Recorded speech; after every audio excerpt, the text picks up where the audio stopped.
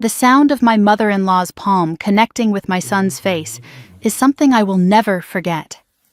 It was sharp, sudden, a crack that split the air like a branch snapping in winter. Ethan gasped, his small body lurching sideways, and before I could move, before I could even process what I had just witnessed, Margaret Monroe was screaming words that would end her family forever. "He is not real family. Get out." My 8-year-old hit the floor. The plate in his hands shattered against the hardwood, green beans scattering like shrapnel across the dining room. 15 adults sat frozen around the Thanksgiving table. No one moved. No one spoke. My husband Daniel stood by the window, mouth open but silent.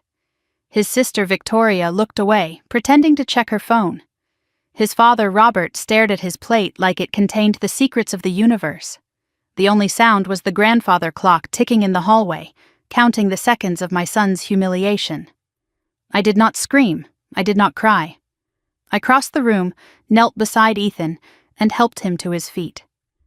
Then I walked back to the table, reached into my bag, and placed a single envelope in front of my mother-in-law. My lawyer is already involved. I said those 6 words quietly, calmly, like I was commenting on the weather. Margaret's plate slipped from her fingers and crashed to the floor. The room stopped breathing. For a moment, Margaret just stared at the envelope like it might bite her. Her hands, those perfectly manicured hands with diamonds glittering on every finger, trembled as she reached for it. I did not wait for her to open it. I already knew what was inside, and soon enough, so would she. I looked around the room, reading every face, filing away every reaction. Daniel had gone pale, his jaw tight, but he still had not moved from his spot by the window. 38 years of conditioning had frozen him in place. He was not agreeing with what his mother had done. He simply did not know how to disagree with her. He never had. Victoria finally looked up from her phone, and I saw the calculation in her eyes.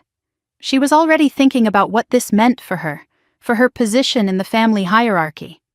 Robert, my father-in-law, was the only one who looked ashamed. But shame without action is just performance, and Robert had been performing for 40 years. Margaret's voice cut through the silence, trying to regain control the way she always did. "This is a family matter. You are making a scene." I almost laughed. Making a scene.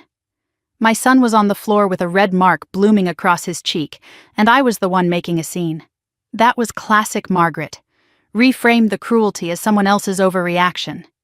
She turned to Daniel, her voice sharp with command. "Daniel, control your wife." He opened his mouth.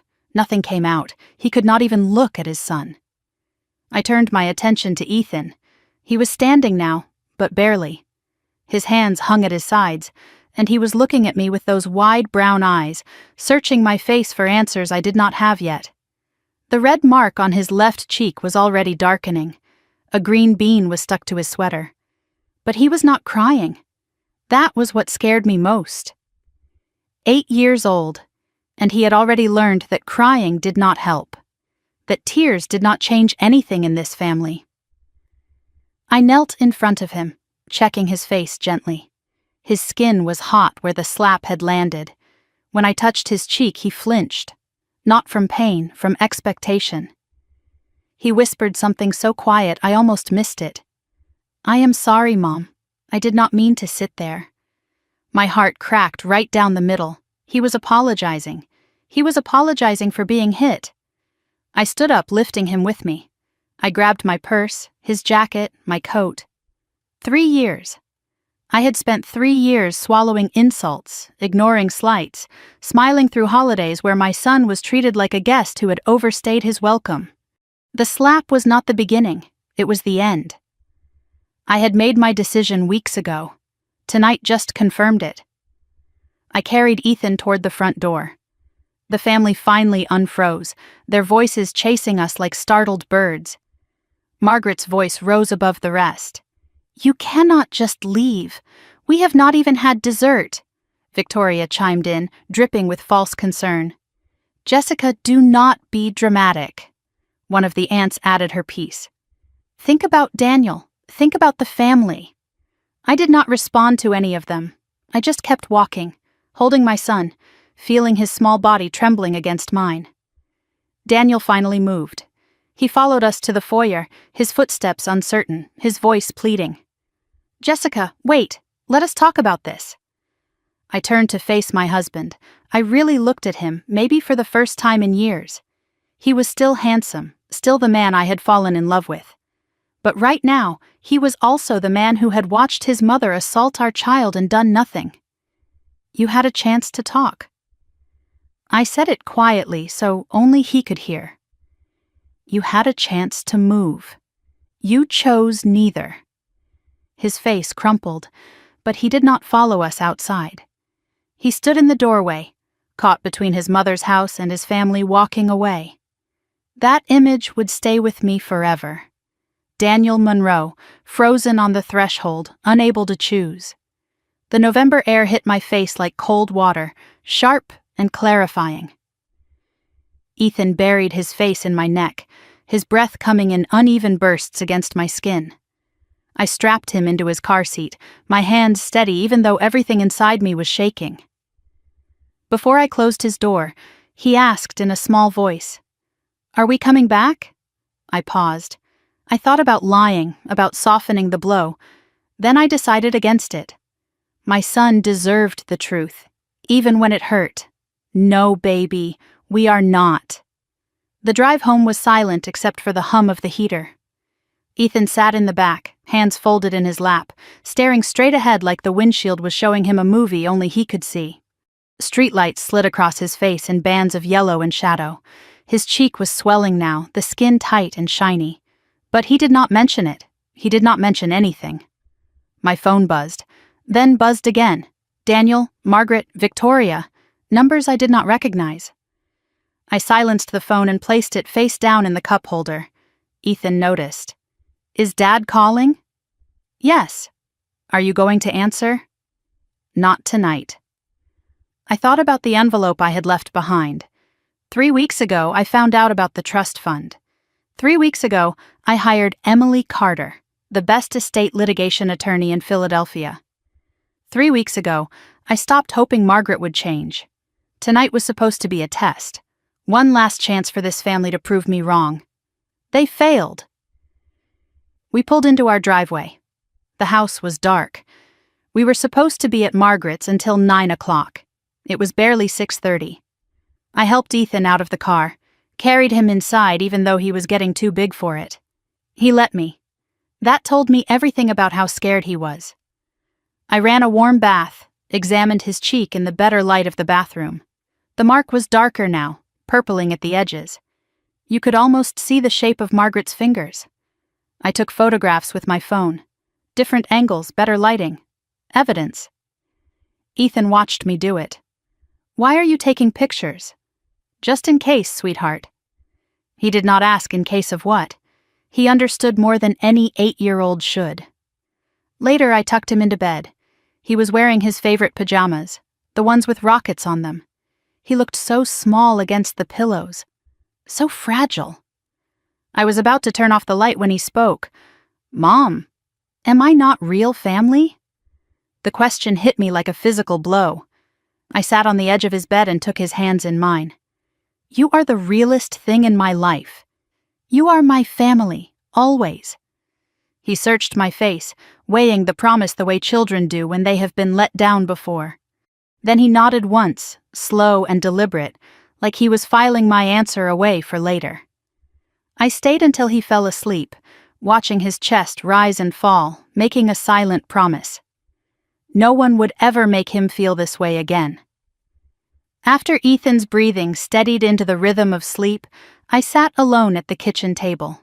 My phone showed 23 missed calls and 47 text messages. I did not read any of them.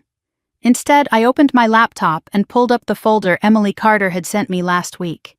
Inside were documents that would change everything. The original trust, signed by Harold Monroe, Daniel's grandfather, 6 months before his death. The list of beneficiaries: Emma Monroe, Tyler Monroe, and Ethan James Wilson Monroe. My son's name, right there in black and white. Harold had included him. Harold had wanted him protected. Then I opened the second document, the amended trust, dated 3 months after Harold's death. Ethan's name? Gone. Scratched off like he had never existed. And at the bottom, the signature of the woman who had erased him. Margaret Monroe, trustee. I scrolled through the bank statements Emily had obtained. $153,000. That was Ethan's share of the trust, gone, redirected, spent on kitchen renovations and a new Lexus and expenses that had nothing to do with any grandchild's education. Margaret had not just slapped my son tonight. She had been robbing him for over a year. I stared at the numbers on the screen. Tomorrow the real fight would begin.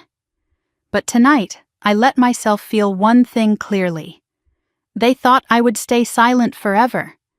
They thought I would keep swallowing the insults, keep smiling through the cruelty, keep teaching my son that belonging was something he had to earn from people who would never give it. They were wrong.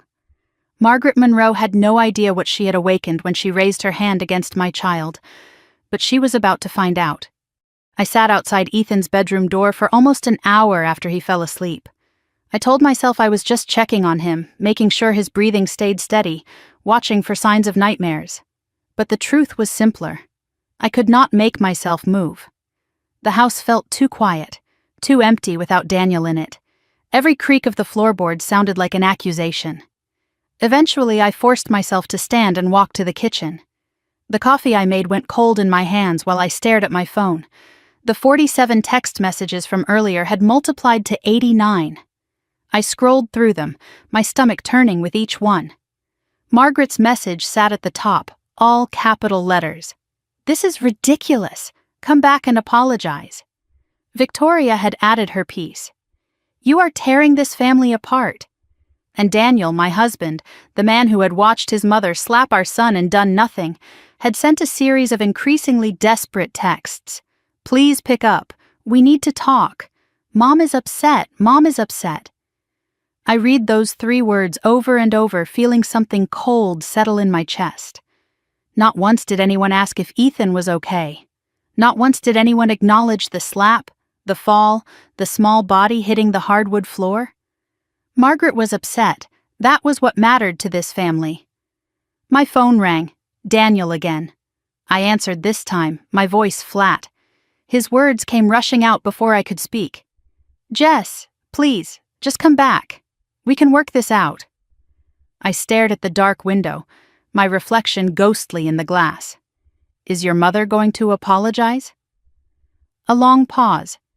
"She says Ethan provoked her. He took Emma's seat." My blood went cold. "He is 8 years old, Daniel." He sat in a chair. I know, but if we could just talk about this, maybe smooth things over." I hung up without saying goodbye. There was nothing left to say.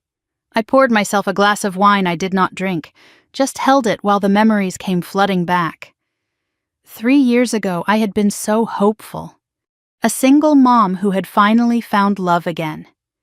Daniel was kind, patient with Ethan, everything I thought I needed. He seemed like an answer to prayers I had stopped praying. When he proposed, I thought my life was finally falling into place. I had no idea what I was walking into. The first time I met Margaret, she smiled at me with teeth that did not reach her eyes. Her first question was not about me, not about how Daniel and I met, not about our plans for the future. She looked at Ethan, who was hiding behind my legs, and asked in a voice like polished steel, "And where is his real father?" I should have known then. I should have seen the warning signs written across her face like a roadmap to disaster. But I was in love, and I wanted so badly for it to work. Daniel said she was like that with everyone at first. He promised she would warm up. She never did. The slights started small. So small I could almost convince myself I was imagining them. Family dinners where Ethan was seated at a separate table, alone, while the other children sat with the adults. Birthday cards for Emma and Tyler, but nothing for Ethan. Family photographs taken conveniently when Ethan and I happened to be in the bathroom or getting something from the car. Each time I mentioned it to Daniel, he had an explanation ready. She is old-fashioned. She does not mean it that way. Just give her time. I gave her 3 years. Time ran out last night. I walked to Ethan's bedroom door and watched him sleep from the hallway. In the dim light from the nightlight, I could see the curve of his cheek, the gentle rise and fall of his small chest. I noticed things I had tried not to see before. How small he made himself in groups, pulling his shoulders in like he was trying to take up less space. How he always waited to be invited before joining anything, never assuming he was welcome. How he never asked for seconds at Margaret's table, even when I knew he was still hungry. How he had learned to read a room before entering it, scanning for threats the way a soldier scans for enemy fire. 8 years old, and already an expert at disappearing. Last Christmas played through my mind like a movie I could not stop watching. We were at Margaret's house for the gift exchange. The tree was enormous, professionally decorated, dripping with gold and crystal. Emma unwrapped her gift first. A brand new iPad, the latest model, wrapped in shiny paper with a bow as big as her head. Tyler went next. A gaming console, the one every kid had been begging for all year. Then it was Ethan's turn. He opened his gift carefully, the way he did everything in that house. Careful not to make a mess. Careful not to draw too much attention. Inside was a $20 gift card to a store he had never been to, for products he had no use for. He smiled and said thank you because I had taught him manners. But in the car going home, his voice so small I could barely hear it over the engine, he asked, "Mom, did I do something wrong?" I lied to him. I told him no, that Margaret just did not know him as well yet, that things would get better. I hated myself for that lie. And I hated myself even more for believing it might somehow become true. 2 months ago, I noticed the photo wall at Margaret's house for the first time. Really noticed it. 47 framed photographs lined the hallway, a shrine to the Monroe family legacy. Emma's first steps, Tyler's baseball games, Daniel's college graduation, Christmases and birthdays and summer vacations, all documented in matching silver frames. I counted every single one. 47 photographs. Ethan appeared in none of them. 3 years of holidays, 3 years of gatherings, and not a single picture of my son on that wall. When I mentioned it to Daniel, he waved it off. Mom is just slow to update the frames. But the newest photograph was from last month. Emma's school picture, perfectly framed, perfectly hung. Margaret was not slow. She was deliberate. I must have dozed off at the kitchen table because when I opened my eyes, gray dawn light was seeping through the windows. My neck ached and my coffee was cold. I had never made it to bed. I checked on Ethan first. He was already awake, sitting up in bed, staring at the wall like he could see something written there that no one else could read. The bruise on his cheek had turned purple overnight, ugly and dark against his pale skin. He did not look at me when I came in. I made pancakes, his favorite, and set them in front of him at the kitchen table. He ate 3 bites and pushed the rest around his plate, making shapes in the syrup. Finally, he asked the question I had been dreading. "Is Dad coming home?" My chest tightened. "I do not know, baby." Ethan nodded, like he had expected that answer. His voice was matter-of-fact, the way children sound when they have already accepted something adults are still fighting against. "It is okay. I know he has to take care of his mom, 8 years old, already making excuses for the adults who kept failing him." After breakfast, I asked to see his cheek in better light. He tilted his face up obediently, too used to being examined, inspected, assessed. The bruise was the size of Margaret's palm. You could almost see the individual finger marks pressed into his skin like a signature. I took more photographs, different angles, better lighting. Ethan watched me with those old eyes of his. "Why are you taking pictures? Just in case, sweetheart." He did not ask in case of what. He just nodded and touched his own cheek, gently, like he was checking to make sure it was still there. Then he asked me something that nearly broke me in half. "Mom, can I ask you something?" "Always, baby." When Grandma said I am not real family? What does that mean? I knelt in front of him, took his hands in mine. It means she is wrong, Ethan. It means she does not understand what family really is. He considered this, his forehead wrinkling with thought.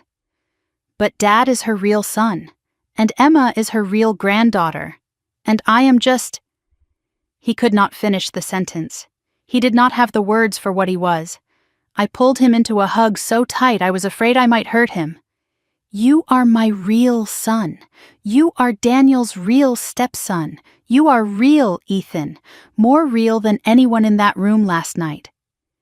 His tears came then, finally, soaking through my shirt. The tears he had been holding back since the moment Margaret's hand connected with his face. Then why does it hurt so much? I did not have an answer, because the truth was, it hurt because he had started to believe them. Somewhere along the way, over 3 years of exclusion and slights and being treated like a guest in his own family, my son had started to believe he did not belong. Mid-morning, I heard a car in the driveway. Daniel's sedan pulled in, and I watched from the window as he sat there for a long moment before getting out. He looked like he had not slept either. Dark circles under his eyes, shirt wrinkled like he had spent the night in it. Because he had. He had stayed at his mother's house while his son cried himself to sleep. He came inside, and I felt nothing. That scared me more than anything else. I should have felt relief or anger or something. Instead, there was just emptiness. His excuses started before he even reached the kitchen. Jess, I am sorry I did not come home last night. Mom was a mess, and I had to calm her down. I cut him off. Where is Ethan's apology? He blinked. What? Your mother hit our son. Where is her apology? Silence stretched between us like a wire pulled too tight. Finally, Daniel ran his hand through his hair, that nervous gesture he always made when he was about to disappoint me. She is not going to apologize. She thinks she was justified. Justified? In slapping an 8-year-old? He could not meet my eyes. She says he was disrespectful, that he knows the seating arrangement.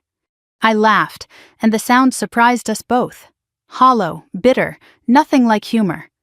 There is no seating arrangement, Daniel. There is just your mother deciding our son is not worthy of sitting at her table. He did not argue. He knew it was true. I stood up and faced my husband. You stood there. You watched her hit him. You said nothing. His eyes filled with tears. I know, I was in shock. You were not in shock. You were obedient. The word landed like another slap. Daniel flinched. That is not fair. Neither is letting your mother abuse your child. The word hung in the air between us. Abuse. Neither of us took it back. Daniel sat down heavily, put his head in his hands. You do not understand what she is like, what she has always been like. Then tell me. For the first time in our marriage, he did. He told me about growing up under Margaret's control. She decided everything, his clothes, his friends, his college, his career, even his girlfriends. He told me about his older brother Marcus, who tried to break free.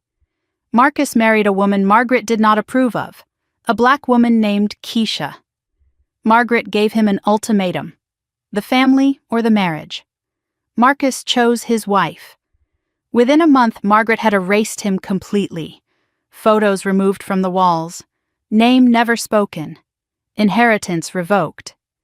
Daniel was 15 years old when he watched his brother become a ghost. He learned the lesson Margaret intended. Obedience meant survival. I asked Daniel once if he could call Marcus. Daniel's voice was barely a whisper.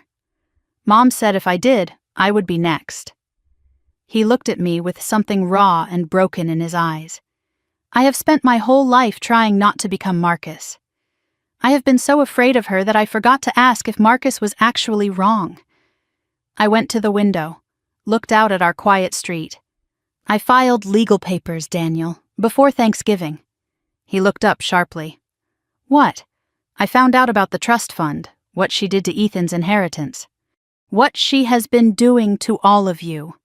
He went pale. How did you find out? It does not matter. What matters is I am not stopping. I am going to court." Daniel stood up, crossed to where I was standing. "If you do this, she will destroy us. She will cut me off. Cut us off. Then you have a choice to make. Your mother or your family." I watched his face. The fear, the conditioning, the love for me and Ethan battling underneath. "I cannot answer that right now." I nodded slowly. "Then sleep in the guest room until you can." He opened his mouth, closed it again, and walked away. I heard the guest room door click shut. Then I noticed movement in the hallway. Ethan was standing there in his pajamas, watching. He had heard everything. Our eyes met, and he did not ask if Dad had chosen us. He already knew the answer. At least for tonight, Daniel had chosen fear. But tomorrow, I would choose war. I woke on the couch, still in yesterday's clothes, my neck stiff and my mouth dry. Gray morning light filtered through the curtains, and for a moment I did not remember why I was not in my bed. Then it all came back. The slap, the silence. Daniel choosing the guest room because he could not choose me. The house was quiet. I checked the hallway. The guest room door was still closed. Daniel had not emerged. I did not know if he had slept at all, but I was not going to knock to find out. I had more important things to do this morning than coddle a grown man who could not stand up to his mother. I checked on Ethan first. He was still asleep, his face turned toward the wall, the bruise on his cheek dark against the white pillowcase. I watched his chest rise and fall for a long moment, reassuring myself that he was safe, that he was here, that no one could hurt him in this house. Then I walked to the kitchen and made coffee I desperately needed. My laptop was still open on the table from last night. I refreshed my email, and my heart jumped when I saw a new message from Emily Carter, time-stamped 6:47 in the morning. The subject line read, "Additional documents recovered. Please review immediately." Emily had been working through the night. I clicked the message open with trembling hands. Multiple PDF attachments waited for me. Bank statements, transfer records, amended trust documents, and one file that made my breath catch. original_trust_Harold_Monroe_2019.pdf. I downloaded everything. But before I read any of it, I let myself remember the man who had created this trust in the first place. The only Monroe who had ever truly loved my son. 18 months ago, before Harold got sick, there was a family barbecue at Margaret's house. The usual tension hung in the air like smoke from the grill. The adults clustered in groups, talking about money and real estate and other people's failures. The children, Emma and Tyler, ran across the manicured lawn playing some game that Ethan had not been invited to join. I found my son sitting alone on the back porch steps, his chin in his hands, watching the other kids with an expression too old for his face. I was about to go to him when someone else got there first.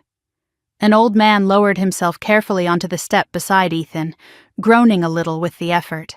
Harold Monroe was 81 years old, Daniel's grandfather, and until that moment I had barely exchanged more than pleasantries with him. He was always quiet at family gatherings, overshadowed by Margaret's commanding presence, content to sit in corners and observe. I watched from the kitchen window as Harold asked Ethan something. My son's face changed. The careful blankness melted away, replaced by something I rarely saw at these events: animation, interest. He was actually talking, not just giving polite one-word answers, but really talking.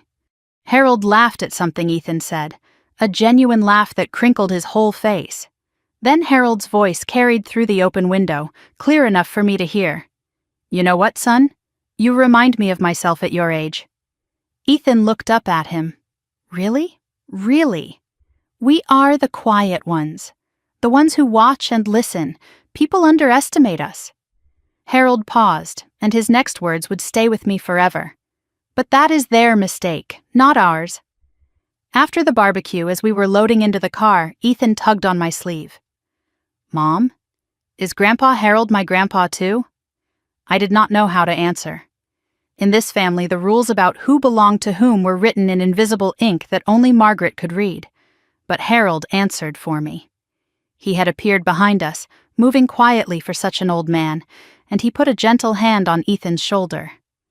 "Any child in this family is my grandchild. Blood does not make family, son. Love does." From inside the house, Margaret's voice cut through the moment like a knife. "Harold, stop filling his head with nonsense." Harold winked at Ethan. "Do not listen to her. She has been wrong about most things for 60 years. It was the first time I ever saw my son laugh at a family gathering. 6 months after that barbecue, Harold was diagnosed with pancreatic cancer. Stage 4. Months to live, not years. The family gathered at Margaret's house to discuss arrangements, but I noticed something that made my stomach turn.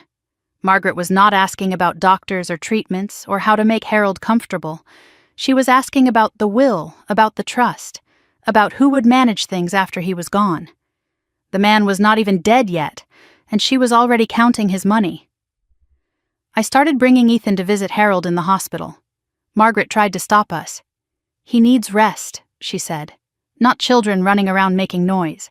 But Harold overruled her, his voice weak but firm. "Let the boy in. He is the only one who does not treat me like I am already dead." Those visits became our weekly ritual. Ethan would climb into the chair beside Harold's bed and read to him. Adventure stories, fantasy books, whatever Ethan was into that week. Harold would lie back with his eyes closed and a smile on his face, listening to my son's voice fill the sterile room with dragons and heroes and happy endings. One afternoon, Harold asked me to stay behind after Ethan went to get a snack from the vending machine. His voice was weaker than usual, but his eyes were sharp. "I need you to do something for me. Anything," I said.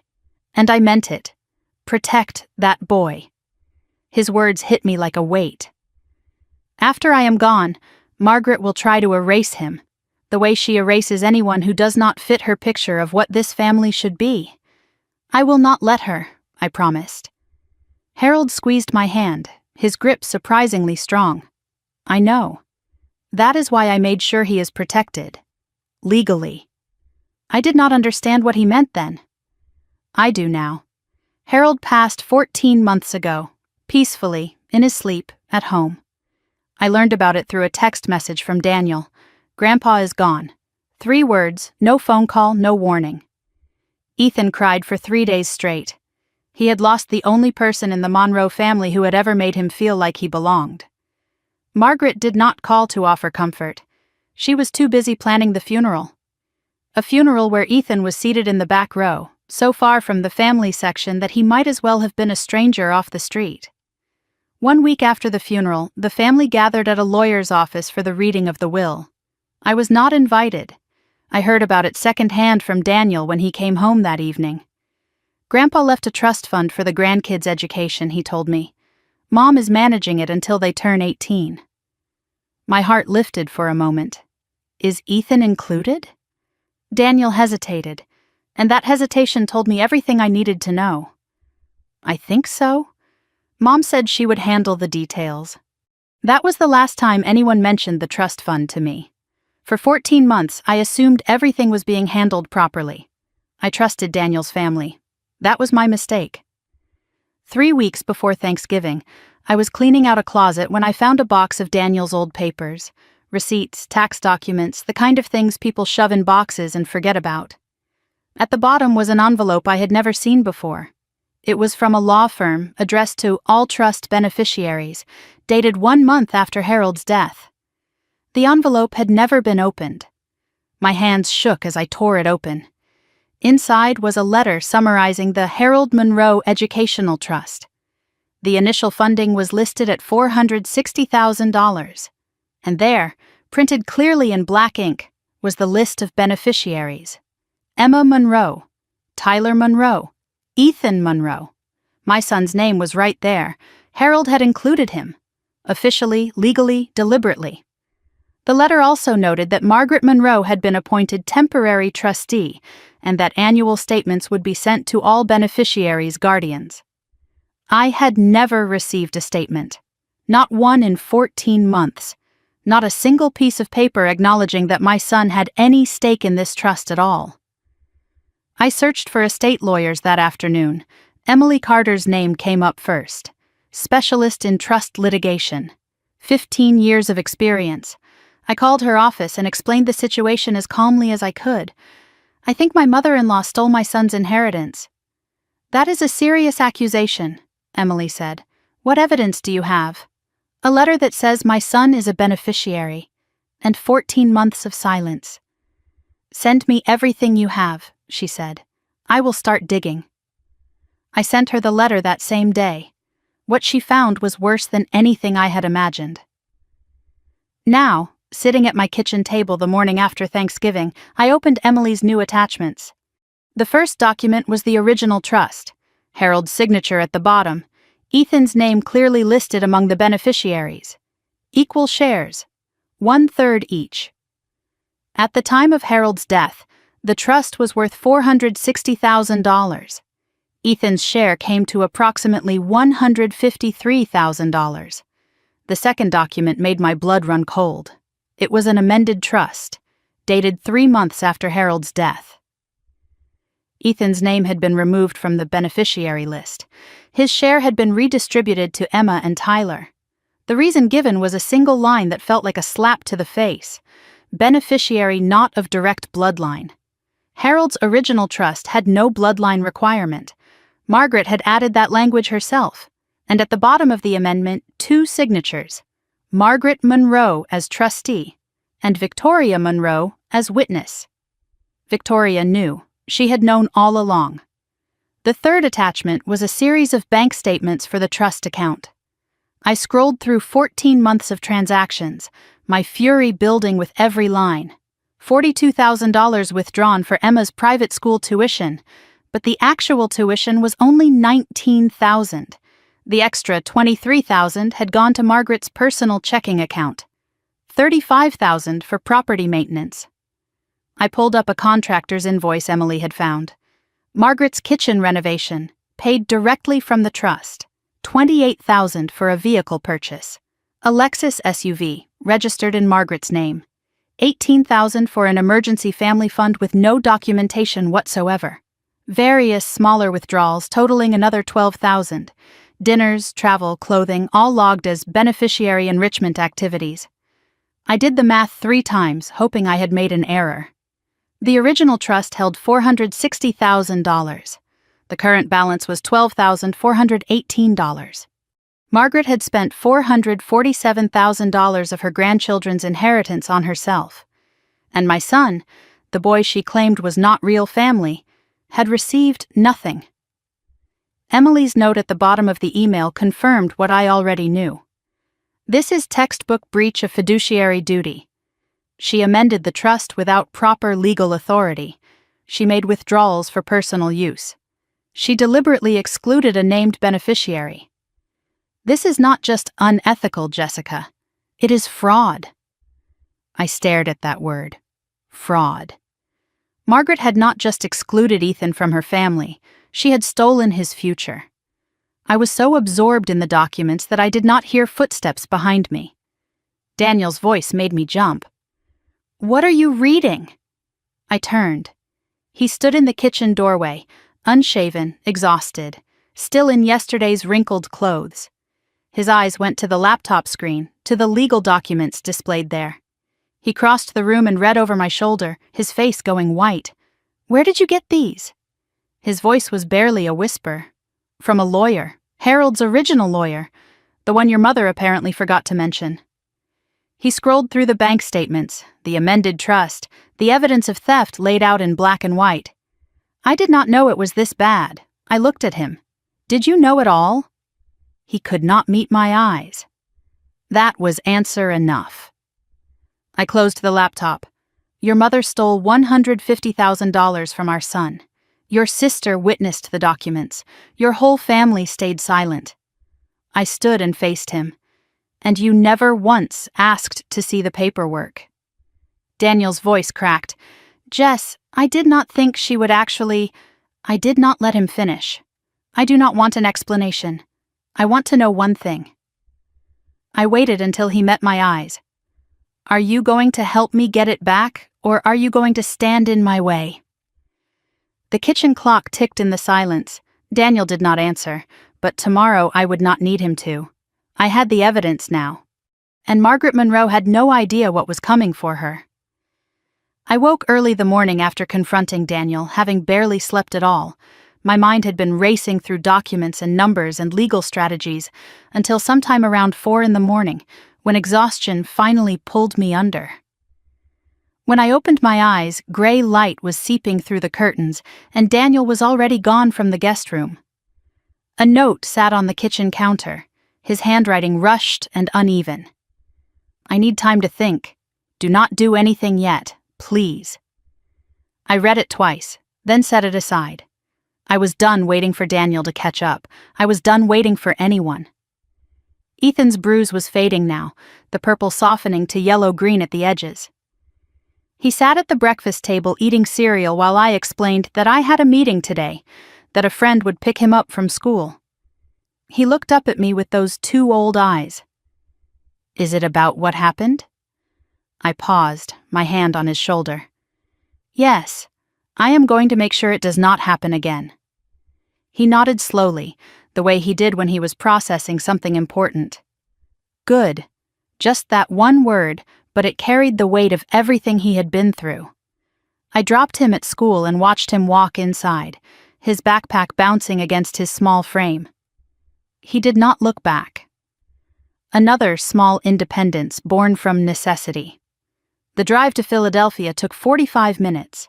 Emily Carter's office was in a glass tower downtown, not flashy but solid, the kind of building where serious work got done.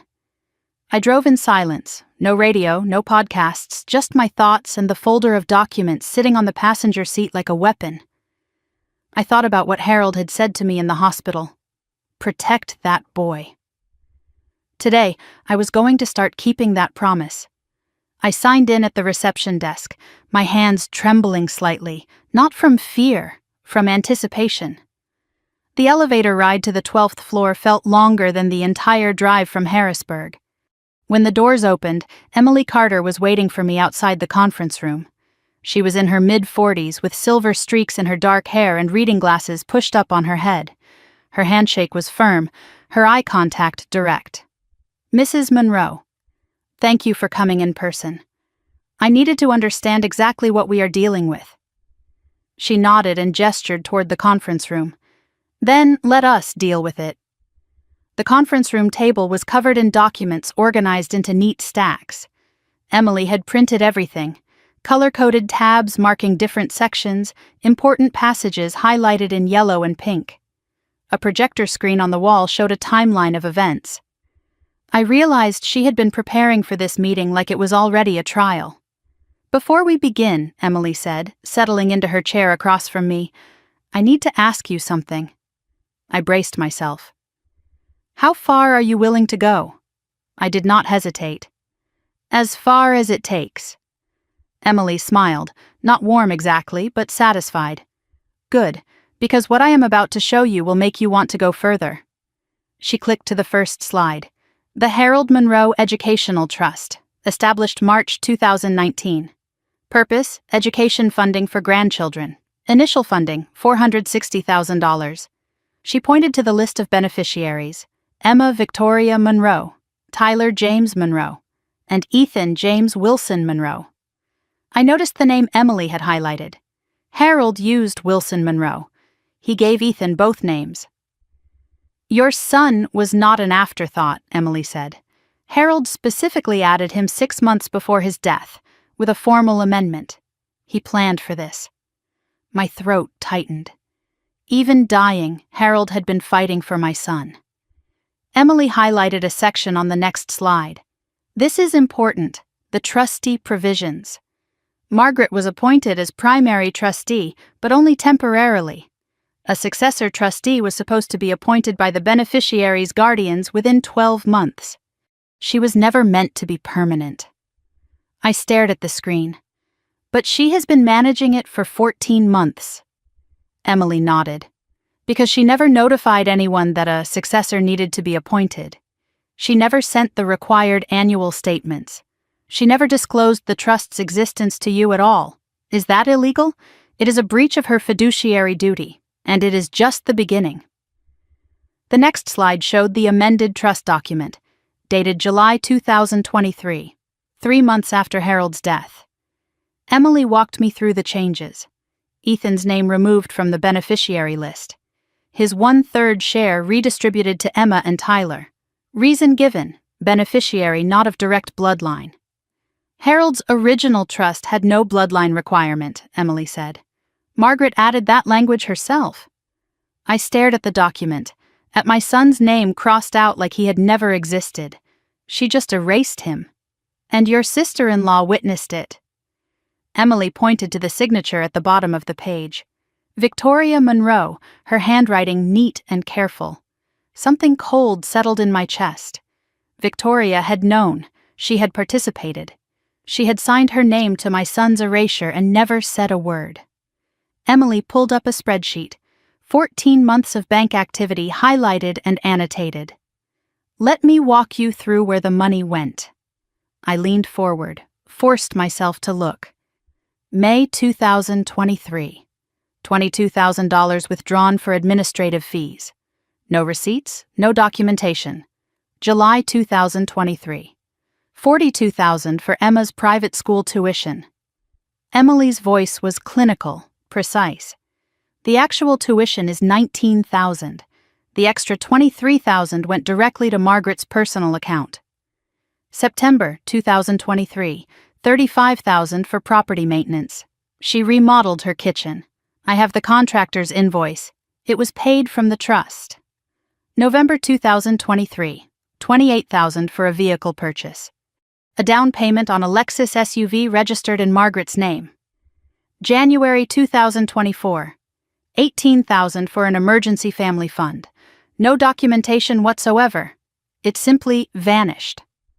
Throughout 2024, various smaller withdrawals totaling $12,000.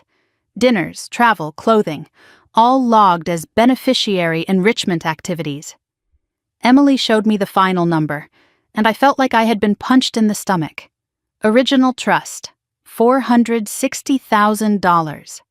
Current balance, $12,418. Missing, $447,582.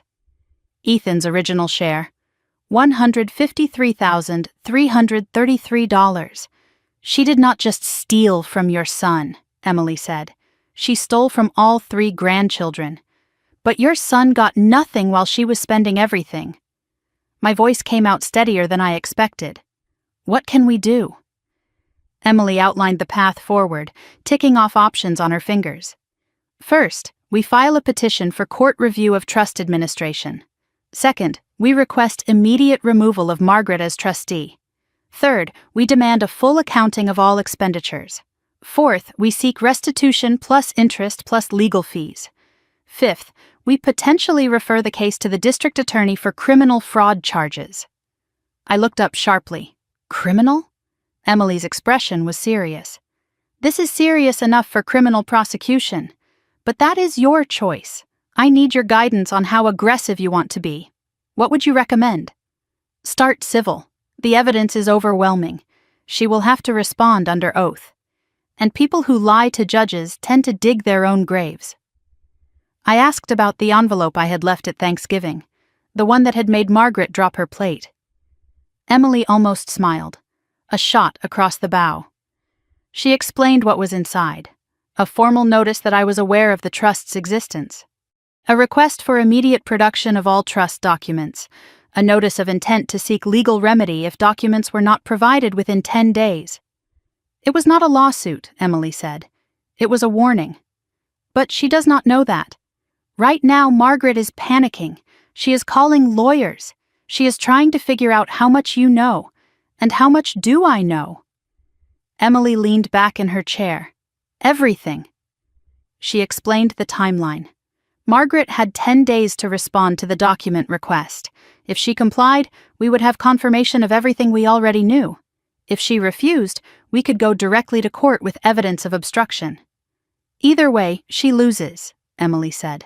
What if she tries to hide more evidence? She can try. But I have already subpoenaed the bank records directly.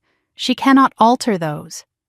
Something shifted inside me. I was no longer the victim waiting to be rescued. I was a strategist planning a campaign. This was not just about getting Ethan's money back. It was about making sure Margaret could never do this to anyone again. Emily slid a document across the table. A retainer agreement, official representation. I read it carefully, every word, then signed my name at the bottom. Emily gathered the papers. "Welcome to the fight, Mrs. Monroe." I looked up at her. "Call me Jessica, and thank you for believing me." Emily's expression did not change. "I do not believe clients. I believe evidence, and yours is airtight." I stepped out of Emily's building into the gray November afternoon, my head spinning with numbers and strategies and the weight of what I had just set in motion. My phone buzzed. "Daniel." I hesitated, then answered. "Where are you?" His voice was strained. "Philadelphia, meeting with my lawyer." Silence on the line, heavy and sharp. Daniel spoke again. "I am at my mother's house." I stopped walking. "You went back there?" I needed to talk to her, to understand. "And? Did she explain why she stole from our son?" Another long pause. "She says you are overreacting. That the trust was always meant for blood relatives, that Grandpa was confused at the end." I laughed, and the sound surprised me. Bitter, hollow. "Harold was sharper at 81 than your mother is at 67, and I have documents that prove it." Daniel's voice dropped, pleading. "She is scared, Jess, really scared. I have never seen her like this." "Good. She should be scared. Maybe we can work this out privately, without courts, without lawyers." My grip tightened on the phone. "Your mother hit our son in front of 15 people. She stole his inheritance. She erased his name from legal documents. And you want to handle this privately?" "I just do not want to destroy the family." "The family destroyed itself, Daniel. I am just documenting the evidence." I took a breath, steadied my voice. "Come home when you are ready. But I need you to understand something." "What?" "I am filing the petition tomorrow, with or without you. Jess, please." I did not let him finish. "I am done waiting for your family to do the right thing. Now I am going to make them." I hung up before he could respond. The drive home felt different than the drive there. I was not nervous anymore. I was not second-guessing myself. The numbers played through my mind like a drumbeat. 460,000, 153,000, 12,000. I thought about Margaret's kitchen renovation, her new Lexus, all built on money meant for children's futures. Built on erasing a boy who had done nothing wrong except exist. I picked up Ethan from my friend's house. He was quiet in the car, sensing something different about me. "Mom? Did something happen?" "Something is going to happen. Something good." He did not ask more. He trusted me. That trust was everything. That night, after Ethan fell asleep, I sat at the kitchen table with my phone glowing in the darkness. 3 missed calls from Margaret. I did not listen to the voicemails. 2 texts from Victoria. "You are making a huge mistake. Call me before you do something you cannot take back." I screenshotted both messages. Everything was evidence now. I opened my laptop and began drafting my own timeline of events. For the petition, for the court, for the record. Margaret Monroe had built her kingdom on silence and fear. She had spent decades controlling everyone around her, erasing anyone who did not fit her vision of what family should be. Tomorrow, the silence would end. And Margaret would learn what happens when a mother stops being polite and starts fighting for her child. 1 week had passed since Thanksgiving. The petition was filed, sitting in the court system like a bomb waiting to detonate. Daniel had been sleeping in the guest room every night, and we moved around each other like polite strangers, speaking only about Ethan. The bruise on my son's face had faded to a faint yellow shadow, barely visible unless you knew where to look. But the bruise on the Monroe family was just beginning to show. Saturday morning, Daniel approached me in the kitchen while I was making coffee. He looked like he had not slept properly in days, dark circles under his eyes, shoulders hunched with the weight of something he did not want to say. My mother wants to have a family meeting. Tomorrow, at her house. I did not look up from my coffee. No. Daniel moved closer, desperation in his voice. Please. She says she wants to talk, to work things out. I finally met his eyes. She has had 3 years to work things out. She chose to hit my son instead. Daniel sat down across from me, his hands clasped together like he was praying. She is scared, Jess. The legal papers have shaken her. She has never dealt with anything like this before. Good. I wanted the word to sting, and from the look on his face, it did. He tried a different approach. If you do not come, she will say you refuse to even try, that you are the one being unreasonable. She will twist the narrative, make you the villain. I considered this. The narrative mattered. In families like this, the story people believed was often more powerful than the truth. Fine, I will come, but not to reconcile. Daniel looked up, hope flickering in his eyes. Then why? I set down my coffee cup. To let her know exactly what she is up against. Saturday night, I sat at the dining table with documents spread around me like a battle plan. I had memorized the numbers, the dates, the withdrawals. Emily Carter's advice echoed in my mind. Do not reveal everything. Just enough to let them know you are serious. I selected 3 documents to bring. The original trust with Ethan's name clearly listed. The amended trust with his name removed. And 1 bank statement showing the kitchen renovation payment. Enough to shake them. Not enough to show my full hand. Ethan found me at the table, his pajamas too short at the ankles. He was growing so fast. Are you working, Mom? Sort of. I am getting ready for a meeting tomorrow. He climbed into the chair beside me and looked at the papers without really reading them. Is it about Grandma Margaret? I paused, then decided he deserved honesty. Yes. He was quiet for a moment, his small fingers tracing the edge of a document. Are you going to make her say sorry?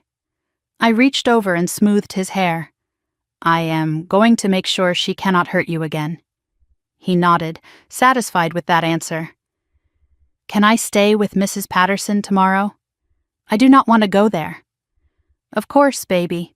You never have to go there again. Later that night, I noticed Daniel standing in the hallway watching from the shadows. He had heard the conversation. His face was unreadable. Shame, maybe. Or guilt. Or the particular kind of pain that comes from watching your child fear your family. He opened his mouth like he was going to say something, then closed it again. He turned and walked back to the guest room without a word. I wondered if he would ever find his voice, or if Margaret had silenced him so long ago that he had forgotten he had one. Sunday afternoon arrived gray and cold, the sky threatening rain. Daniel drove while I sat in the passenger seat, the folder of documents in my lap like a loaded weapon. Neither of us spoke for the first 20 minutes. Finally, Daniel broke the silence. Promise me you will at least listen to what she has to say. I will listen. I just will not agree. He gripped the steering wheel tighter. She is still my mother, and Ethan is still my son. Guess which one I am going to protect? Margaret's house appeared at the end of a tree-lined driveway. Colonial style with white columns and perfectly maintained landscaping. The picture of old money respectability. I noticed the new kitchen windows gleaming in the afternoon light. $35,000 of stolen inheritance right there on display. Cars were already parked in the circular driveway. Victoria's sedan, Robert's truck, 2 others I did not recognize. The tribunal had assembled. Victoria met us at the door, her smile tight and practiced. Jessica, thank you for coming. I did not return the smile. Victoria.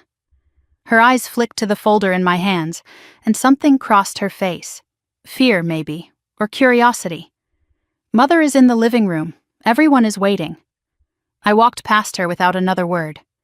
I could feel her gaze on my back like a target. The living room had been arranged like a courtroom. Margaret sat in the high-backed chair by the fireplace, the throne position, commanding the room from the best seat. Robert sat beside her, somehow smaller than I remembered, diminished. Victoria took her place on the love seat. 2 aunts and an uncle occupied the couch, the witnesses, the jury. Daniel hovered near the doorway, belonging to neither side, and facing them all was a single empty chair, clearly meant for me. I did not sit. Margaret rose from her throne, hands clasped in front of her like she was about to deliver a sermon. Her voice was honeyed, controlled, the voice of a woman used to getting her way. Jessica, thank you for agreeing to talk like civilized people. I know Thanksgiving was difficult. Emotions ran high. Things were said that perhaps should not have been said. I noticed what she did not say. She did not say she slapped my son. She did not say Ethan hit the floor. She said things were said, already rewriting history. Margaret continued, gesturing at the assembled family. Everyone here loves you and Daniel. We want what is best for this family. We are willing to forgive and move forward, if you will just drop this legal unpleasantness. I let the silence stretch out, watching her expression shift. Then I spoke. Forgive what, exactly? Margaret blinked. I am sorry? You said you are willing to forgive. I am asking what you are forgiving me for. Her composure flickered. Well, for making this so difficult, for bringing lawyers into a family matter. So you are forgiving me for responding to assault and theft with legal action. The word theft landed like a grenade in the middle of the room. I watched the relatives on the couch exchange glances. Margaret's face tightened. That is a very strong word. It is the accurate word. Victoria stood up, playing peacemaker. Jessica, I understand you are upset, but surely we can handle this within the family. I turned to her and she flinched. Can we? The way you handled witnessing the trust amendment? Victoria's face drained of color. I do not know what you are talking about. I opened my folder and pulled out the amended trust document. Your signature. Right there, witnessing the removal of my son's name. Victoria's mouth opened, then closed. She looked at Margaret, then back at me, then said nothing at all. The silence in the room was deafening. I stepped forward, still holding the folder. Let me tell you what I know. Then you can decide if this is something we can work out. I pulled out papers one by one as I spoke. Harold Monroe created a trust fund for his grandchildren in March 2019. Margaret's jaw tightened, but she said nothing. The original beneficiaries were Emma, Tyler, and Ethan. Equal shares. I looked at Victoria.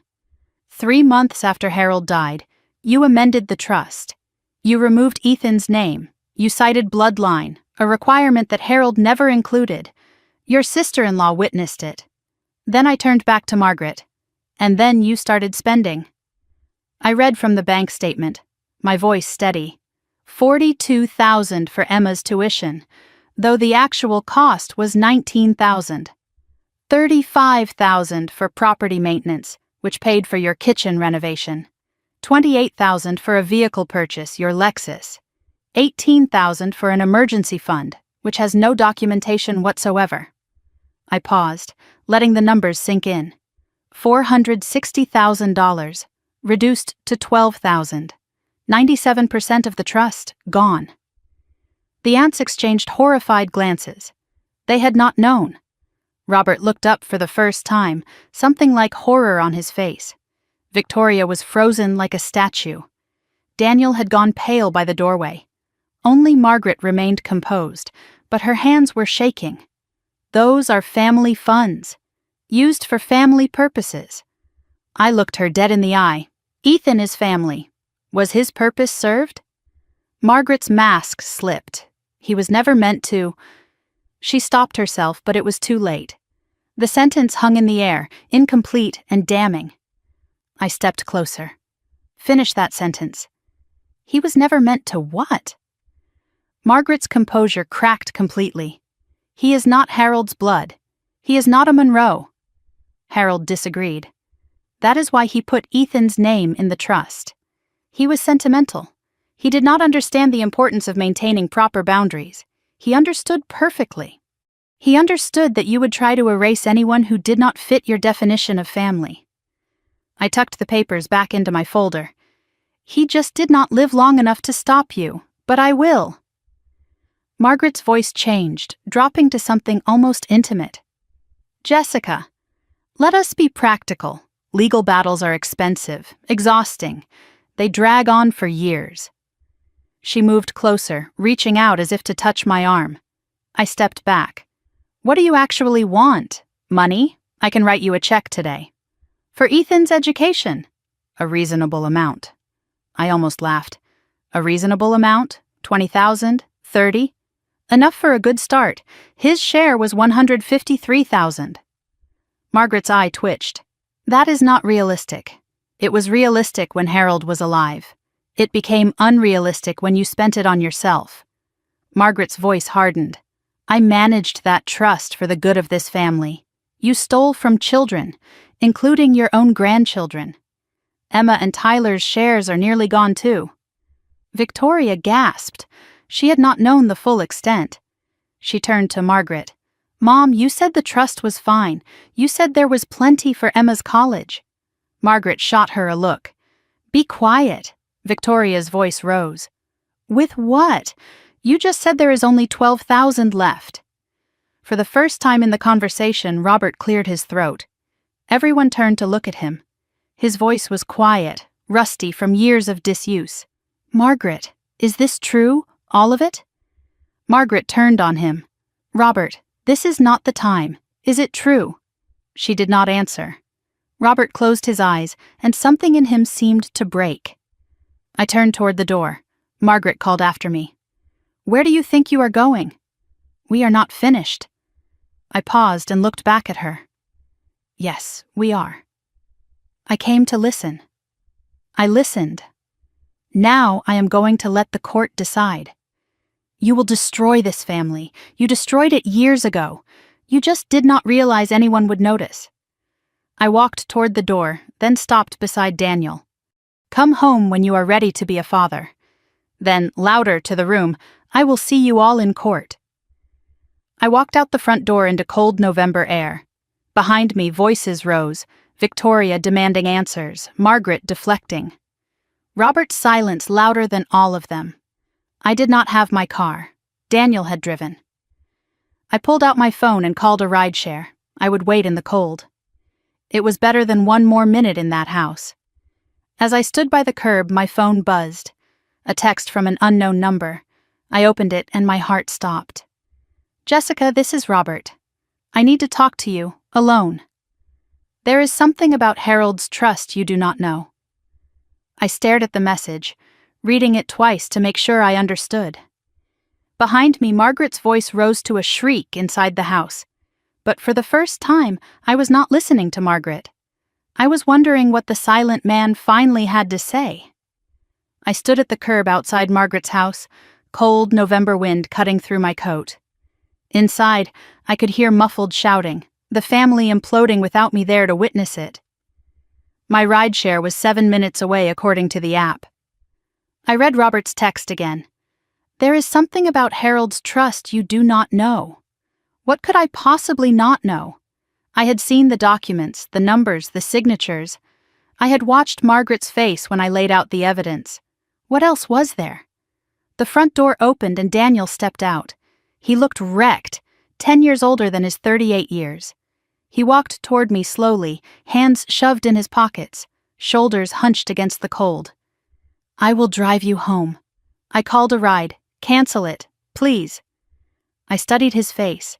Something had shifted in him, something I had not seen before. I canceled the rideshare. We drove in complete silence for the first 10 minutes. I watched the trees blur past the window, bare branches reaching toward the gray sky like skeletal fingers. Daniel's knuckles were white on the steering wheel. Finally, he spoke. You were right. About all of it, I waited for more. I have spent my whole life pretending she was not who she is. And tonight, watching her try to buy you off, watching her blame everyone except herself, I could not pretend anymore. I did not respond. I needed more than words. But it was a start. We pulled into our driveway and sat in the parked car, engine off, neither of us moving to go inside. The house was dark. Ethan was staying at Mrs. Patterson's tonight. I had planned it that way, knowing today would be hard. The silence between us was heavy but different now. Not hostile, just exhausted. Daniel's voice cracked when he finally spoke. After you left, Victoria started screaming at Mom, asking where Emma's college money went. What did Margaret say? He laughed bitterly. She told Victoria to calm down, that she was being hysterical. The same thing she says to everyone who questions her. He turned to look at me, and I just stood there. Again. Like I always do. Why? He was quiet for a long moment. Because I have been standing there my whole life, and I do not know how to do anything else. I unbuckled my seatbelt and turned to face him fully. I need to know something, and I need the truth. He nodded. Did you know? About the trust? About Ethan being removed? Did you know before I told you? His face crumpled. I did not know the details, but I knew something was wrong. How? Because Mom stopped talking about it. After Grandpa died, she mentioned the trust constantly, managing it, protecting it, making sure it was handled properly. Then suddenly, nothing. Complete silence. And I did not ask because... He trailed off. Because you did not want to know. He nodded, shame written across every line of his face. I am sorry. I am so sorry. I looked at my husband, really looked at him. I saw the boy who had learned to survive by staying silent. I saw the man who had chosen comfort over courage for far too long. I saw someone who might finally be ready to change. Sorry is not enough, Daniel, but it is a start. I opened the car door. Come inside. We need to talk, really talk. We sat at the kitchen table. Coffee neither of us would drink growing cold in our cups. I asked the question that had been building inside me since the family meeting. Tell me about Marcus. Daniel flinched at his brother's name. What do you want to know? Everything. Because I think whatever happened to him is why you cannot stand up to her. Daniel stared at his coffee cup for a long moment. Then he began. I was 10 when I understood the rules. Marcus was the firstborn, the heir, the one who was supposed to carry the Monroe name into the next generation. I was the spare. Loved, sure, but never essential. Mom's entire world revolved around Marcus, his achievements, his future, his perfection. And Marcus played his part perfectly. Until he didn't. He looked up at me. Marcus was 24 when he met Keisha. She was smart, beautiful, kind, everything you could want in a partner. And she was black. I felt something cold settle in my stomach. I could already see where this was going. Mom's reaction was immediate and absolute. She told Marcus that if he married Keisha, he was no longer her son, that he would be cut off from everything, the family, the money, the name. Daniel's voice dropped. Marcus thought she was bluffing. She was not. Marcus married Keisha anyway. Within a month, Margaret had removed him from the family trust entirely. She took down every photograph of him in the house. She forbade anyone from speaking his name. She changed the lock so he could not come by to visit. Daniel's hands were shaking now. I was 15 years old. I watched my brother become a ghost.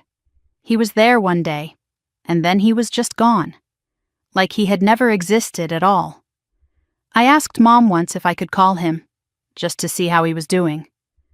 She looked at me with those cold eyes and said that if I contacted Marcus, I would be next. He finally met my gaze. I was 15, and I believed her. I believed her for 23 years. I reached across the table and took his hand. You were a child. I am not a child anymore. I have not been for a long time. And I still believed her. Until tonight. His voice cracked. Until I watched her try to pay you off with $30,000 to make my son's stolen inheritance disappear. I let the silence settle between us. Then I said what we were both thinking. She did to Ethan what she did to Marcus. Erased him. Daniel nodded slowly. And I let her. Because I have been so afraid of becoming Marcus that I forgot to ask if Marcus was actually wrong. I squeezed his hand. Was he? No. He married the woman he loved. He stood up for himself. He is happy now. He has kids, a good life. He just does not have us. Have you talked to him since then? Daniel shook his head. Mom would have found out. She always finds out. The words hung in the air, like a prison he had built around himself. Your mother does not control you, Daniel. She only has power because you give it to her. It does not feel that way. I know, but here is the truth.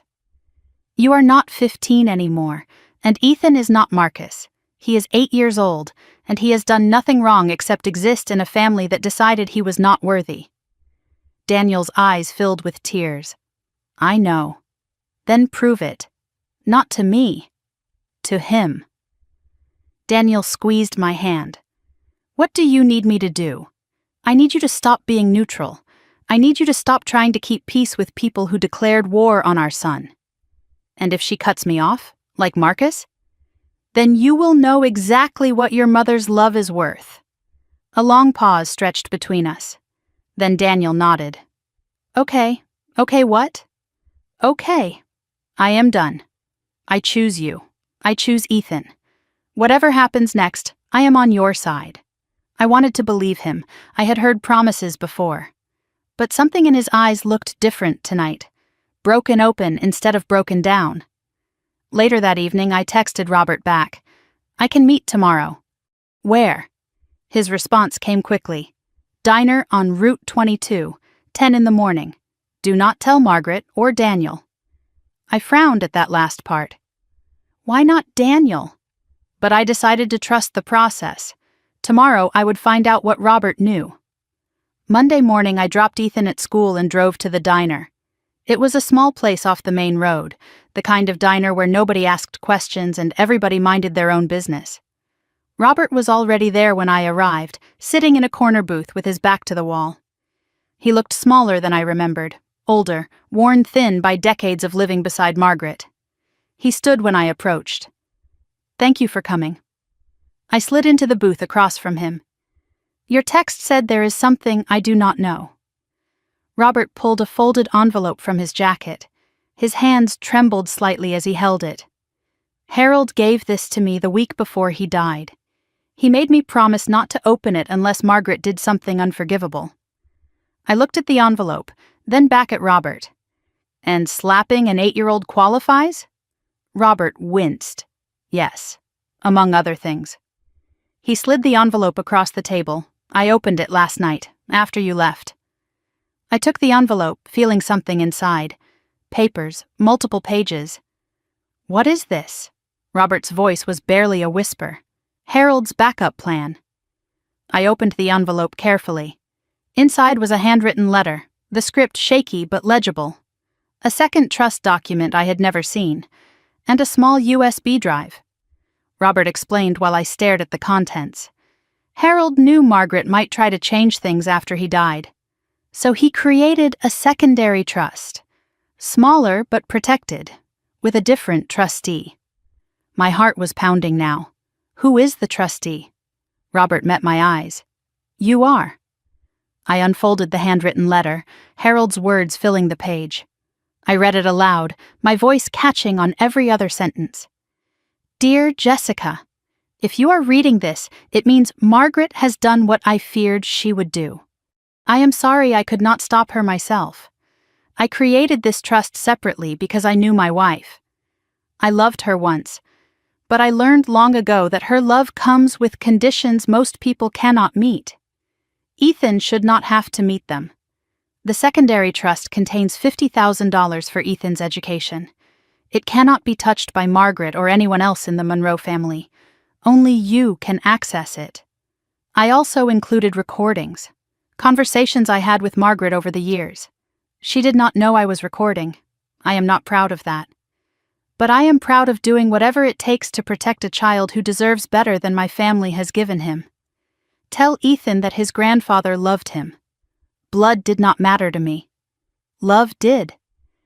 And tell my grandson Daniel that it is not too late to become the man I always hoped he would be. With love and regret, Harold Monroe. I set the letter down. My hands were trembling.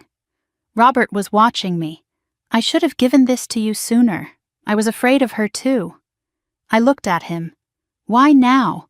Because I watched her slap that boy. And I watched my son do nothing. And I realized I have been doing nothing my whole marriage. He paused. I am tired of being nothing. I tucked the envelope back into my bag. Will you testify?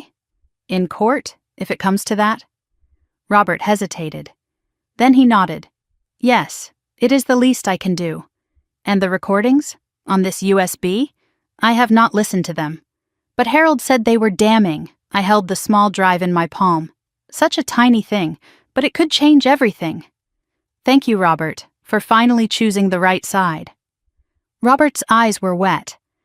I am not sure there is redemption for me, but maybe there is still time to do something right. I was driving home when my phone rang. Victoria. I hesitated, then answered. Jessica, I need to talk to you. I am listening, not on the phone. Can we meet? Tomorrow? I thought about Victoria, the woman who had signed those documents, who had enabled Margaret's theft for over a year. But Victoria also had not known the trust was nearly empty until I told her. Why should I trust you? A long pause. Because I just found out Mom took out a second mortgage on my house, to cover what she stole, and she forged my signature to do it. My stomach dropped. She forged your signature? Victoria's voice was raw, shaking. I am done protecting her. I want to help you take her down. I pulled into my driveway, my mind racing. Daniel had started to crack. Robert had already broken. And now Victoria wanted to flip. Margaret's fortress was crumbling from the inside. But I knew better than to celebrate early. Cornered animals are the most dangerous. And Margaret was not cornered yet. She was just starting to realize she might be. Tomorrow I would meet Victoria. Tomorrow I would listen to Harold's recordings. Tomorrow I would find out exactly how much ammunition I had. But tonight, I went home to my husband, who had finally chosen me, and my son, who was starting to believe he belonged. The war was not over. It was just beginning to turn. Tuesday morning arrived gray and cold. 12 days since Thanksgiving. 12 days since my world split open. I was preparing to meet Victoria, the woman who had signed away my son's inheritance, the woman who was now claiming she wanted to help. Daniel caught me at the kitchen door before I left. He knew about the meeting. No more secrets between us. He offered to come, but I said no. This needs to be just us. Woman to woman. Daniel nodded, but worry creased his forehead. Be careful. Victoria has spent her whole life surviving Mom. That makes her unpredictable. I picked up my keys. So have I. That makes us even. Before leaving, I checked on Ethan. The bruise was almost completely gone now, just a faint yellow smudge that would disappear within days. He was doing homework at the kitchen table, his pencil moving steadily across the page. He looked up when I approached. Are you going somewhere? A meeting. I will be back before dinner. He nodded and returned to his work. Then, without looking up, he asked the question that had been sitting between us for days. Is it getting better? The family stuff? I paused in the doorway. It is getting clearer. That is not the same thing. But it is a start. He seemed satisfied with that answer. I put Harold's USB drive in my bag. I had not listened to the recordings yet. Part of me had been waiting, sensing they should be shared. Maybe Victoria needed to hear them too. Maybe we both needed to understand exactly who Margaret really was.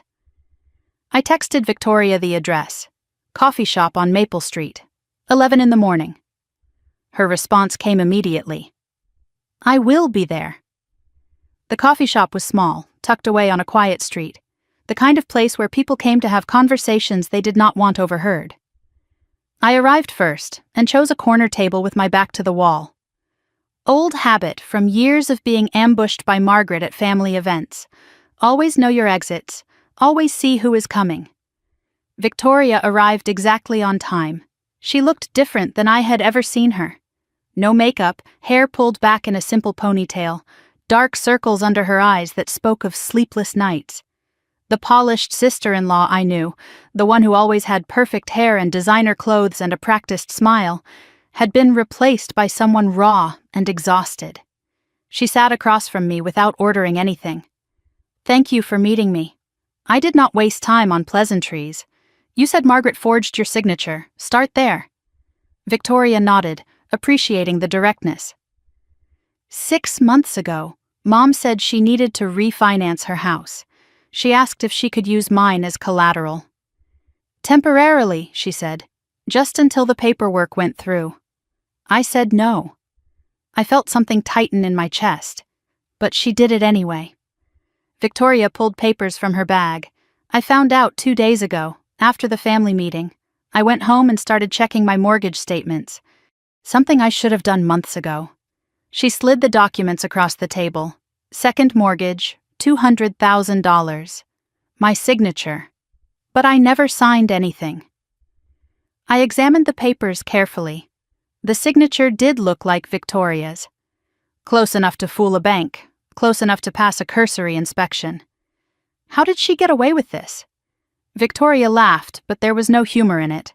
"Mom has been signing things for me since I was 18. School forms, car loans, credit card applications.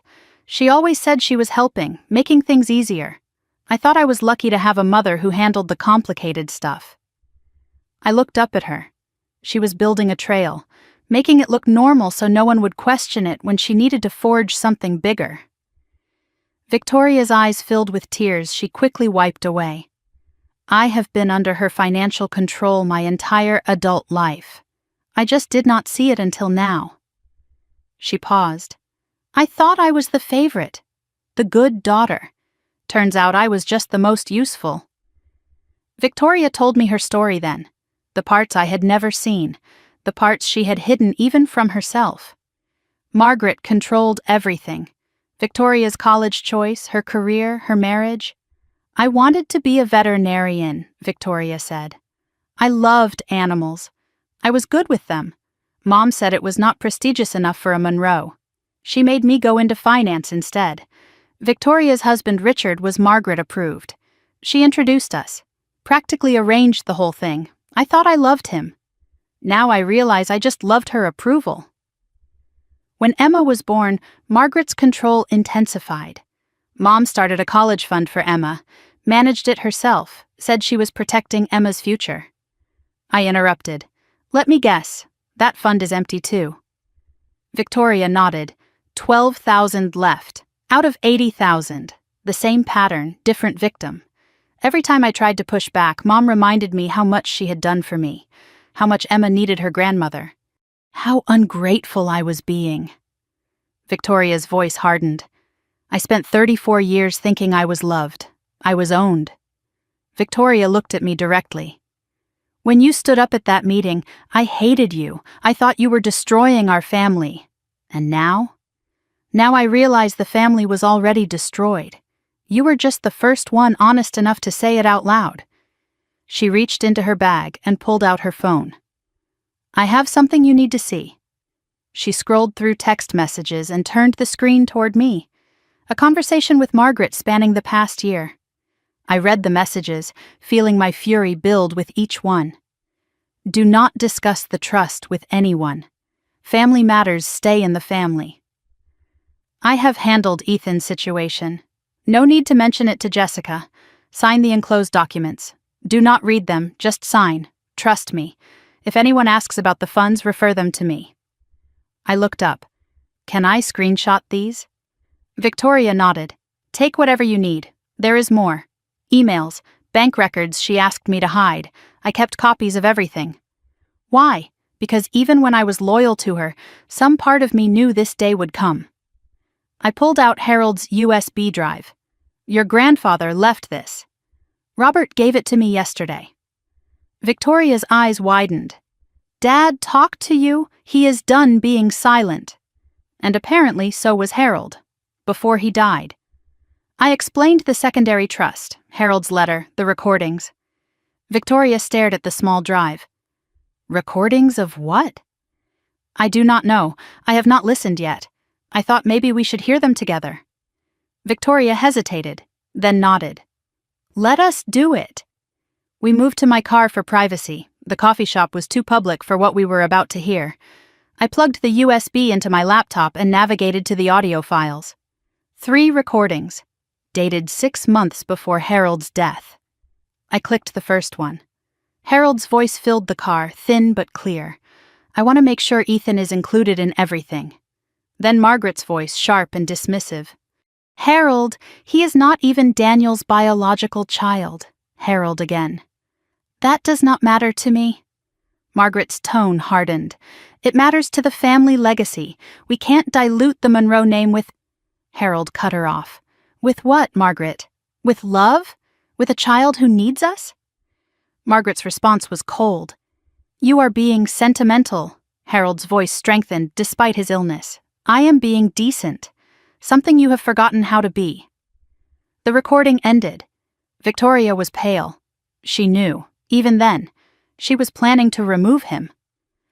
I skipped to the third file, the one labeled Confrontation. Harold's voice was weaker now, closer to the end. I know what you are planning, Margaret. After I am gone. Margaret's dismissive laugh. You are imagining things. The medication is affecting your mind. Harold was not deterred. I am dying, not stupid. I have seen how you treat that boy. I have seen how you treat anyone who does not serve your purpose. Margaret's voice turned hard. Everything I do is for this family. Harold's response was immediate. No, everything you do is for control, and when I am gone you will have no one left to stop you. A long pause. Then Margaret's voice, cold and clear. Then, I suppose it is good you will not be around to see it. The recording ended. Silence filled the car. Victoria whispered. She knew he was dying, and she just waited. She waited for him to die so she could do whatever she wanted. We sat without speaking for a long moment. Victoria's hands were shaking. I spent my whole life trying to please her, and she is just empty inside. I shook my head. She is not empty. She is strategic. There is a difference. Victoria looked at me. How do you stay so calm? I am not calm. I am focused. There is a difference there, too. Victoria straightened in her seat, wiping her eyes. What do you need from me? Your testimony. In court, about the trust amendments, the texts, the forgery. Victoria's face paled. That means going against her publicly. Yes. She will try to destroy me. She has already been destroying you. At least this way you fight back. Victoria was quiet, calculating the cost. Then something shifted in her expression. Emma needs to know her college fund was not stolen by a stranger. It was stolen by her grandmother. Is that a yes? It is a yes. All the way to court if that is what it takes. We shook hands. Formal, deliberate. A pact sealed. I am going to send everything to my lawyer today. The texts, the recordings, your mortgage documents. And then we wait for Margaret to realize she is surrounded. Victoria almost smiled. She is going to be furious. Good. Furious people make mistakes. We exchanged phone numbers properly. Allies now, not just in-laws. Victoria said something that surprised me. I never thought I would be on this side, against my own mother. I looked at her. You are not against her. You are for your daughter, for the truth. That is different. She nodded slowly. I think I am starting to understand that. I was driving home when my phone buzzed. I pulled over to check. Unknown number. The message made my blood run cold. I know you met with Victoria. I know what you are planning. You have no idea who you are dealing with. Back off now, or I will make sure you lose everything, including that boy you think you are protecting. I stared at the screen, reading the words again. That boy. She could not even use his name. I screenshotted the message immediately and forwarded it to Emily Carter with a note. Just received this, adding to evidence file. Emily's response came within minutes. This is witness intimidation. If she contacts you again, we can add harassment charges. Do not respond to her directly. I did not respond to Margaret. But I did not delete the message either. Every word was ammunition now. I called Daniel. I told him about the text, about the threat. His voice went tight. She threatened Ethan? Not directly. But the implication is clear. Daniel was silent for a moment. Then his voice came through, harder than I had ever heard it. I am calling her. Daniel, Emily said, not to engage. I am not calling as your husband. I am calling as her son. She needs to know this is the line she cannot cross. For the first time I heard steel in his voice. Okay, but record the call if you can. Already planning on it. I arrived home to find Daniel on the phone in the kitchen. His voice was low, controlled, deadly calm. And if you ever mention Ethan again, in any context, I will personally make sure the court knows exactly what kind of person you are. A pause while Margaret responded. Then Daniel again. No, Mother. You listen. This is not a negotiation. This is a warning. Stay away from my family. He hung up and looked at me. She is scared. I could hear it. What did she say? That we are making a mistake. That we will regret this. That family forgives. And what did you say? Daniel's jaw tightened. I said some families are not worth forgiving. That night, I lay awake in bed. Daniel was beside me, back in our bedroom for the first time since Thanksgiving. My phone showed the evidence folder growing larger by the hour. Victoria's texts, Harold's recordings, the threat message, Robert's documents. Margaret was cornered but not defeated. Tomorrow, Emily would file the expanded petition with all the new evidence. Tomorrow, the court battle would officially begin. But tonight, I allowed myself one small moment of hope. I had my husband back. I had allies I never expected. And Harold's voice, even from beyond the grave, was still fighting for my son. The wall around Margaret Monroe was cracking, and soon it would fall. 2 months had passed since Thanksgiving. 2 months of depositions and document requests and strategy sessions. 2 months of watching Margaret's lawyers scramble to contain the damage. February had arrived cold and gray, but today the sun was breaking through the clouds like a promise. Today was the deposition. Today Margaret Monroe would face questions under oath for the first time. I woke before dawn, my mind already racing through everything that needed to happen. Daniel was awake too, making coffee in the kitchen, moving quietly so he would not wake Ethan. Neither of us had slept well. The weight of what was coming pressed down on us like a physical thing. I dressed carefully, professionally. A navy blazer, simple jewelry, nothing flashy. Emily's advice echoed in my mind. Do not give them anything to react to. Let the evidence do the talking. Ethan was still asleep when I checked on him. He was staying with Mrs. Patterson today. He did not need to know what was happening, did not need to carry this weight. Before I left, I stood in his doorway and watched him breathe. His face was peaceful, unmarked, the bruise long gone. I whispered words he could not hear. This is for you, baby. Then I closed the door and went to meet my husband. Daniel drove us to the Dauphin County Courthouse in Harrisburg. The building was imposing, all stone columns and wide steps, and the American flag snapping in the winter wind. I had my folder in my bag, though Emily had copies of everything. Daniel squeezed my hand before we got out of the car. Whatever happens today, we did the right thing. I looked at him. I know, but I still want to win. He almost smiled. So do I. We walked up the steps together. Emily Carter's conference room had been transformed into a legal battlefield. Long table, water pitchers, recording equipment positioned precisely. A court reporter sat in the corner, fingers poised over her stenotype machine, ready to capture every word. Emily greeted me with a firm nod. Ready? More than ready. The opposition arrived exactly on time. Margaret walked through the door like she owned the building, her chin lifted, her posture perfect. She was dressed impeccably in a designer suit and pearls, her hair styled, her makeup flawless. But I noticed things she could not hide. The way her hands trembled slightly, the tightness around her eyes, the gauntness in her cheeks that had not been there 2 months ago. Her lawyer, Gerald Whitmore, walked beside her. Silver-haired, expensive, the kind of attorney who billed $500 an hour and looked it. Margaret's eyes found mine across the room. Something flickered there. Contempt, maybe. Or fear. She masked it quickly. "Jessica, I hope we can resolve this like adults." I did not respond. Emily stepped forward. "Mrs. Monroe, please have a seat. We have a lot to cover." We took our positions. Margaret and Gerald on one side of the table, Emily and me on the other. The court reporter announced the date, time, and participants for the record. Gerald spoke first, his voice smooth with practiced confidence. "My client is here voluntarily in good faith to address these baseless accusations."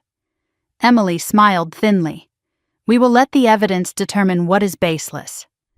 I watched Margaret's hands. She was gripping her pen too tight, her knuckles white. The first crack in the armor. Emily opened her folder. "Let us begin." Emily started with basics, her tone casual, almost friendly, lulling Margaret into a false sense of security. "Mrs. Monroe, you were appointed trustee of the Harold Monroe Educational Trust in April 2023, correct?" Margaret nodded. "Yes, my late father-in-law trusted me to manage his legacy. And the original beneficiaries were Emma Monroe, Tyler Monroe, and Ethan Wilson Monroe?" Margaret's jaw tightened almost imperceptibly. The original document had some irregularities. Emily did not miss a beat. Irregularities? Harold Monroe signed this document 6 months before his death. He was examined by his physician that same week and declared mentally competent. "Are you suggesting he did not know what he was signing?" Gerald interjected. "My client is not qualified to speak to the deceased's mental state." Emily pivoted smoothly. "Then let us speak to actions. Mrs. Monroe, did you amend this trust 3 months after Harold's death?" Margaret's voice was careful. "I made necessary adjustments." Emily produced the amended trust document, sliding it across the table. "This amendment removed Ethan Wilson Monroe from the beneficiary list. Can you explain why?" Margaret's answer came too quickly, rehearsed. "He was not an appropriate beneficiary." "Based on what criteria?" "He is not a blood relative of the Monroe family." Emily's eyebrows rose. "Interesting. Because the original trust contains no bloodline requirement." "You added that language yourself."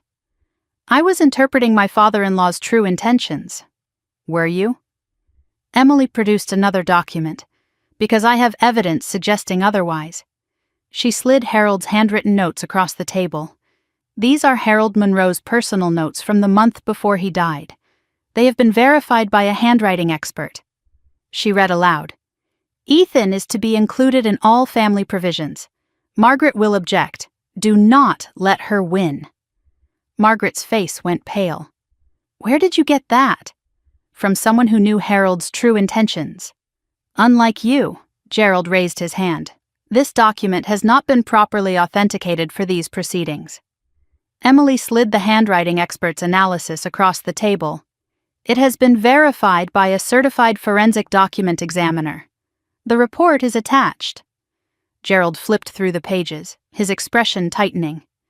Margaret looked at her lawyer, then back at Emily. The confidence was beginning to crack. Emily shifted to the financial evidence. "Let us discuss how the trust funds were used." She produced bank statements, each transaction highlighted in yellow. $460,000 at Harold's death. $12,000 remaining as of last month. "Can you explain the discrepancy?" Margaret's voice stayed even. "The funds were used for beneficiary purposes. $42,000 for Emma's tuition. But the school confirms tuition was $19,000. Where did the other $23,000 go?" "Administrative costs." Emily pulled out another document. "This bank transfer shows $23,000 moved to your personal checking account 3 days after the tuition payment." Gerald tried to intervene. "That could be reimbursement for legitimate expenses." "Then where are the receipts? The trust requires documentation of all expenditures over $500. Silence. Emily continued, relentless. $35,000 for property maintenance. Here is the contractor's invoice for your kitchen renovation, paid directly from the trust account. The trust's property? Or your personal residence? Margaret's composure slipped. The property needed work. Your personal residence is not trust property, Mrs. Monroe. Emily let the silence stretch. $28,000 for a vehicle purchase. A Lexus SUV registered in your name, not the trust's name. Transportation was necessary for trust business. What trust business requires a personal luxury vehicle? Gerald's voice rose. My client does not need to justify every operational decision. Actually, as trustee, she absolutely does. That is what fiduciary duty means. Emily stood and walked slowly around the table. Let me be clear about what we have established. You removed a child from his grandfather's trust without legal authority. You spent 97% of the funds on personal expenses. You failed to provide required documentation or annual statements. And you concealed all of this from the beneficiary's guardians. Margaret's voice wavered. I was protecting the family. You were stealing from children, including your own grandchildren. Gerald spoke quickly. I need a moment with my client. Emily nodded. Of course. But we are not finished, not by a long way. During the 5-minute recess, I stepped into the hallway. My phone buzzed. Daniel. How is it going? I typed back. She is rattled. Emily has not even played the recordings yet. His response came immediately. Give her hell. I almost smiled. That is the plan. We reconvened. Margaret looked composed again. She had rallied during the break, rebuilt some of her walls. Gerald spoke first. My client acknowledges that some documentation was incomplete. She is willing to discuss remediation. Emily held up her hand. Before we discuss remediation, there is additional evidence to present. Gerald frowned. What evidence? Emily produced the USB drive, audio recordings made by Harold Monroe in the months before his death. Margaret's composure shattered. That is private. You cannot use that. Gerald jumped in. I object to any recordings obtained without proper consent. Emily's voice was calm. Pennsylvania is a one-party consent state. Harold was a party to these conversations. The recordings are fully admissible. She plugged the USB into a speaker system. Let us listen. Harold's voice filled the room, thin and weak, but unmistakably clear. I want to make sure Ethan is included in everything. Then Margaret's voice, sharp and dismissive. Harold, he is not even Daniel's biological child. Harold again. That does not matter to me. Margaret's recorded words cut like a knife. It matters to the family legacy. We cannot dilute the Monroe name with people who do not belong. Harold's response was firm. With what, Margaret? With love? With a child who needs us? The recording ended. I watched Margaret's face, white as paper. Gerald was scribbling notes furiously. Emily spoke. There is one more. She played the third recording. Harold's voice, weaker now. I know what you are planning, Margaret. After I am gone. Margaret's dismissive laugh. You are imagining things. The medication is affecting your mind. Harold was not deterred. I am dying, not stupid. I have seen how you treat that boy. I have seen how you treat anyone who does not serve your purpose. A pause. Then Margaret's voice, cold and final. Then I suppose it is good you will not be around to see it. The recording ended. The silence in the room was absolute. The court reporter had stopped typing, frozen. Margaret's hands were shaking visibly now. Gerald cleared his throat. I need to confer with my client. Privately, now. Before they could stand, the conference room door opened. Robert Monroe stepped inside. He looked older than I had ever seen him, but somehow stronger too. Margaret's face contorted. Robert? What are you doing here? He did not look at her. Something I should have done years ago. He turned to Emily. I would like to make a statement. On the record. Emily looked at Gerald. Any objection? Gerald was flustered. This is highly irregular. Emily's voice was smooth. "It is a deposition. Witnesses can provide relevant testimony." Robert sat at the table across from his wife of 41 years. He did not look at her. "My name is Robert Monroe. I was married to Margaret for 41 years. He paused. I filed for separation last week." Margaret gasped. "Robert!" He continued as if she had not spoken. "I watched my wife systematically destroy anyone who threatened her control. My son, Marcus. My grandson, Ethan. Anyone who did not fit her definition of acceptable." The court reporter's fingers moved steadily, capturing every word.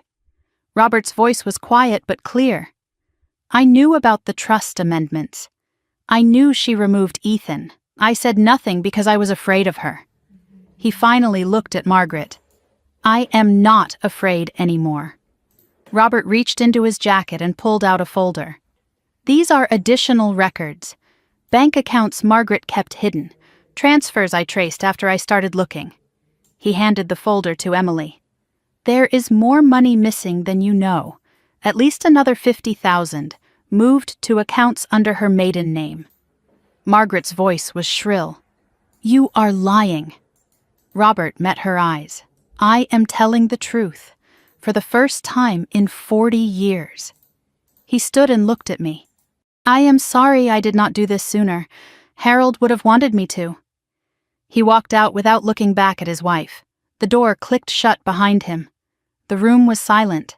Margaret was trembling, rage or fear or both distorting her features. Gerald whispered urgently in her ear. Emily calmly added Robert's documents to her evidence folder. "I think we have enough for today. Unless Mrs. Monroe would like to revise any of her earlier statements?" Margaret's voice was hoarse. "I want to speak to my lawyer. Alone." Emily nodded. "Of course. We will resume tomorrow." Outside the conference room, Emily and I walked to her office. She closed the door behind us. "That went better than expected." I shook my head. Robert filing for separation. I did not know. Neither did I. But it does not matter. What matters is that Margaret's defense just collapsed. I looked at the folder of evidence, thicker now than when we started. What happens now? Emily's smile was thin but satisfied. Now we push for settlement. Or we go to trial and bury her. I drove home as the sun set, painting the winter sky in shades of orange and pink. My phone buzzed. Victoria! I checked the message at a red light. Mom just called me screaming. She knows Dad left her. "She is blaming you for everything," I typed back. "Let her blame. It does not change the facts." Victoria's response came quickly. She is not going to give up. She is talking about countersuing, claiming elder abuse, saying Dad was manipulated. I put the phone down and focused on the road. Of course, Margaret would not go quietly. Of course, she would fight back with lies and accusations. But desperate moves were sloppy moves. And every lie Margaret told now was one more lie I could prove. Tomorrow, we would resume. Tomorrow, Margaret would face more questions she could not answer. But tonight, I allowed myself to believe that the end was finally in sight. I arrived home after the deposition emotionally drained in ways I had not expected. The house was warm and lit, the smell of something cooking drifting from the kitchen. Daniel had made dinner. Ethan was already in bed, worn out from a day of playing at Mrs. Patterson's house. Daniel met me at the door, his face searching mine for answers. How bad was it? I set down my bag. For her? Devastating. I told him everything. The financial evidence laid out in undeniable detail. Margaret's fumbling explanations that explained nothing. The recordings of Harold's voice filling the conference room, stripping away every pretense Margaret had built. Victoria's testimony confirmed for the official record.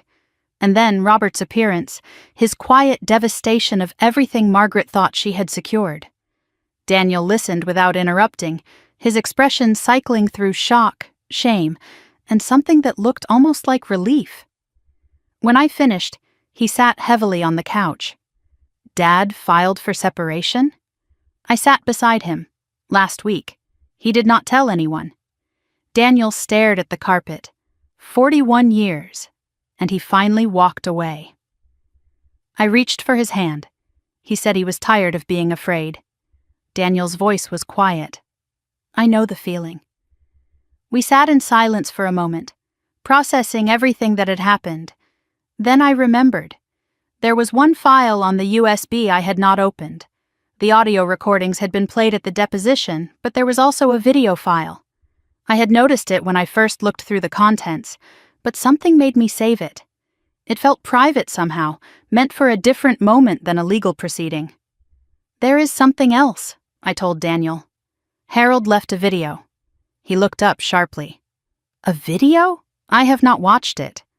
I thought maybe we should watch it together. We sat at the kitchen table with the laptop between us. I plugged in the USB and navigated to the video file. The thumbnail showed Harold, thin and pale, but alert. The file was dated 3 weeks before his death. Daniel's hand found mine under the table. His grip was tight. I clicked play. Harold's face filled the screen. He was sitting in his study, the room I remembered from our hospital visits. Books lined the shelves behind him, and he sat in the old leather chair that had always seemed to swallow him. His voice was weak but steady. If you are reading this, I am gone. And if Robert gave you this file, it means Margaret did exactly what I feared she would do. Daniel's breath caught beside me. Harold continued, his eyes seeming to look directly at us through the camera. I am recording this because I know my wife. I have known her for over 60 years. And I have watched her destroy anyone who does not serve her vision of what this family should be. Harold shifted in his chair, the movement clearly painful. Margaret was not always like this. Or maybe she was, and I was too young and too in love to see it. But over the years, I watched her push away anyone who threatened her control. My son Marcus, my grandson Tyler's mother, and now little Ethan. He paused and coughed, a harsh sound that spoke of his failing body. I tried to protect them all. I failed with Marcus. I was too weak to stand up to her then, but I will not fail Ethan. I felt tears on my cheeks. Beside me, Daniel was crying openly, his shoulders shaking with silent sobs. Harold leaned forward in his chair, his expression intensifying. In my will, I included a clause Margaret does not know about. If she violates her fiduciary duty, if she removes any beneficiary without legal cause or misuses the funds for personal gain, all remaining trust assets transfer automatically to an independent trustee. He smiled slightly. That trustee is Jessica. Robert has the documents. My hand flew to my mouth. I knew about the secondary trust, the $50,000 Harold had set aside. But this was different. This was the entire original trust, automatically transferred to my control because of Margaret's violations. Harold had set a trap that Margaret had walked directly into. Margaret thought she could wait me out, Harold said. She thought once I was gone she could do whatever she wanted. She was wrong. The video continued. Harold's expression softened, and when he spoke again, his voice was gentler. Daniel, if you are watching this, I am sorry. I am sorry I did not protect you better from your mother. I am sorry I let fear keep me silent for so long. Daniel made a sound beside me, half sob, half something else. Harold went on. You were always the gentle one, the peacemaker. But sometimes peace is not possible, son. Sometimes you have to fight for what is right, even when it hurts. He paused. I hope you have found the courage I never had. I hope you have chosen Jessica and Ethan over your mother's approval. If you have, I am proud of you. Daniel covered his face with his hands, his whole body shaking. I put my arm around him but did not speak. This moment belonged to him and his grandfather. Harold's eyes seemed to look directly at me through the screen. Jessica, I knew from the moment I met you that you were different. You did not care about the Monroe name or the Monroe money. You just loved my grandson. I wiped my eyes, trying to see through the tears. I also knew Margaret would never accept you, or Ethan. She does not know how to love without conditions. Harold's voice strengthened. But you do. That is why I am trusting you with my legacy. Not the money, that is just paper. My legacy is making sure the children in this family know they are loved. All of them. Equally. Then Harold's voice changed, becoming tender in a way I had only heard when he spoke to Ethan. And Ethan, my boy, I know you might not remember me when you are older. You were so young when I got sick. But I want you to know something. My heart broke hearing him address my son, knowing Ethan would only hear these words through a recording. You are my grandson. Not because of blood, not because of papers, but because I chose you, the same way your mother chose you, the same way Daniel should choose you. Harold smiled at the camera. Family is not who you are born to, son. It is who shows up for you. And I hope, when you are older, you will have people who show up for you every single day. He reached toward the camera, as if trying to touch Ethan's face through the screen. Be brave, be kind, and never let anyone tell you that you do not belong. The video ended. Daniel and I sat in silence, the kitchen suddenly too quiet. The weight of Harold's words hung in the air around us. Daniel spoke first, his voice raw. He knew. He knew exactly what she would do. He tried to stop her the only way he could. His voice cracked, and I spent my whole life trying to earn her approval, while Grandpa spent his last months protecting us from her. Daniel stood and walked to the window. I wasted so much time, so many years being afraid of her. I joined him, putting my hand on his shoulder. You are not afraid anymore. No, I am angry. He turned to face me. I am angry at her for what she did to Marcus, to Ethan, to you, and I am angry at myself for letting it happen. I looked into his eyes. You cannot change the past, but you can change what happens next. He nodded slowly. Send the video to Emily. All of it. Are you sure? Grandpa wanted it used. He made this recording knowing it might end up in court. He looked at me with something new in his eyes. Let us finish what he started. I forwarded the video file to Emily Carter that night. Her response came within an hour, despite the late time. This changes everything. The secret clause makes the original trust violations even more damaging. And the video itself is devastating testimony from the grave. She continued, I am recommending we push for full removal of Margaret as trustee, recovery of all misused funds, and potentially refer this to the district attorney for criminal fraud charges. I showed Daniel the message. His jaw tightened. Do it, no hesitation, no looking back. The next morning, news traveled fast through the Monroe family. By breakfast, my phone was buzzing constantly. Victoria texted.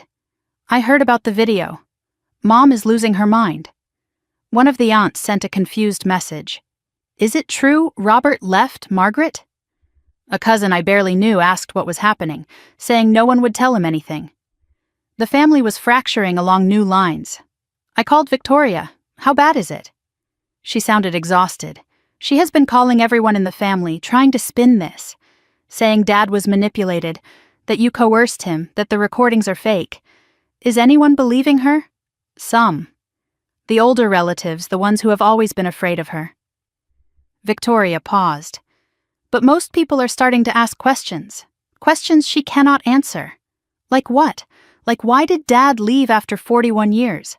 Like where did the money go? Like why did Grandpa Harold feel the need to make secret recordings? Victoria's voice hardened. The lies only work when no one looks too closely. You made them look. I texted Robert. Thank you for yesterday. Are you okay? His response took an hour. I am staying with my sister in Maryland. First peace I have had in 40 years. Then another message. I should have done this decades ago. I am sorry it took so long, I replied. It is not too late to do the right thing. Robert's response made my throat tighten. That is what Harold said to me, the last time I saw him. Harold's influence was still reaching across time, shaping events even after death. Even gone, he was still fighting. That afternoon, Daniel's phone rang. He checked the screen and showed me. "Mom." I said he did not have to answer.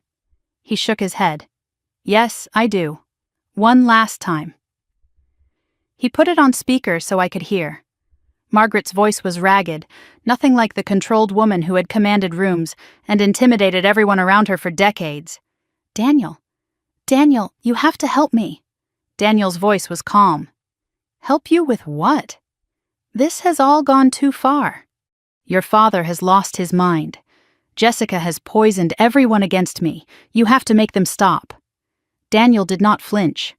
"Make who stop? The lawyers, the court, everyone. This is a family matter. It should stay in the family."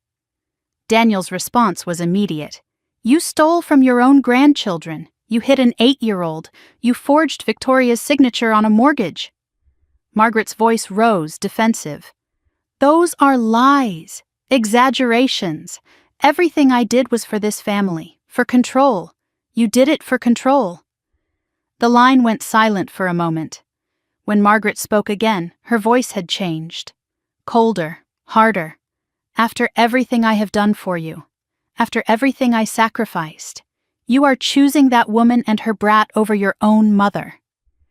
Daniel's face went still. "Her brat. His name is Ethan, and he is my son." Margaret's response was venomous. "He is not your son. He is not your blood. He is nothing." Daniel cut her off. "He is more family to me than you have ever been." Margaret's voice turned to ice. "You will regret this. When you lose everything, when she takes everything from you, do not come crawling back." Daniel's response was final. "I will not. Goodbye, Mother." He hung up. His hands were shaking, but his voice was steady when he looked at me. "Are you okay?" He was quiet for a moment. "No, but I will be." He looked at me. "She called Ethan her brat. Nothing. After everything, that is still how she sees him." I touched his arm. "Now you know for sure." I always knew. I just did not want to admit it. Later that evening, Ethan came home from school. He dropped his backpack and looked at us sitting together on the couch. "Is everything okay? You both look weird." Daniel laughed, a real laugh, the first in months. "We are okay, buddy. Better than okay." Ethan looked suspicious. "Did something happen?" "Something good," I told him. "We will tell you when you are older." He shrugged. "Okay, can we have pizza for dinner?" Daniel smiled. "Absolutely." We ordered pizza and watched a movie together, pretending it was a normal Tuesday. But it was not normal. It was the first night of the rest of our lives. After Ethan went to bed, I checked my email.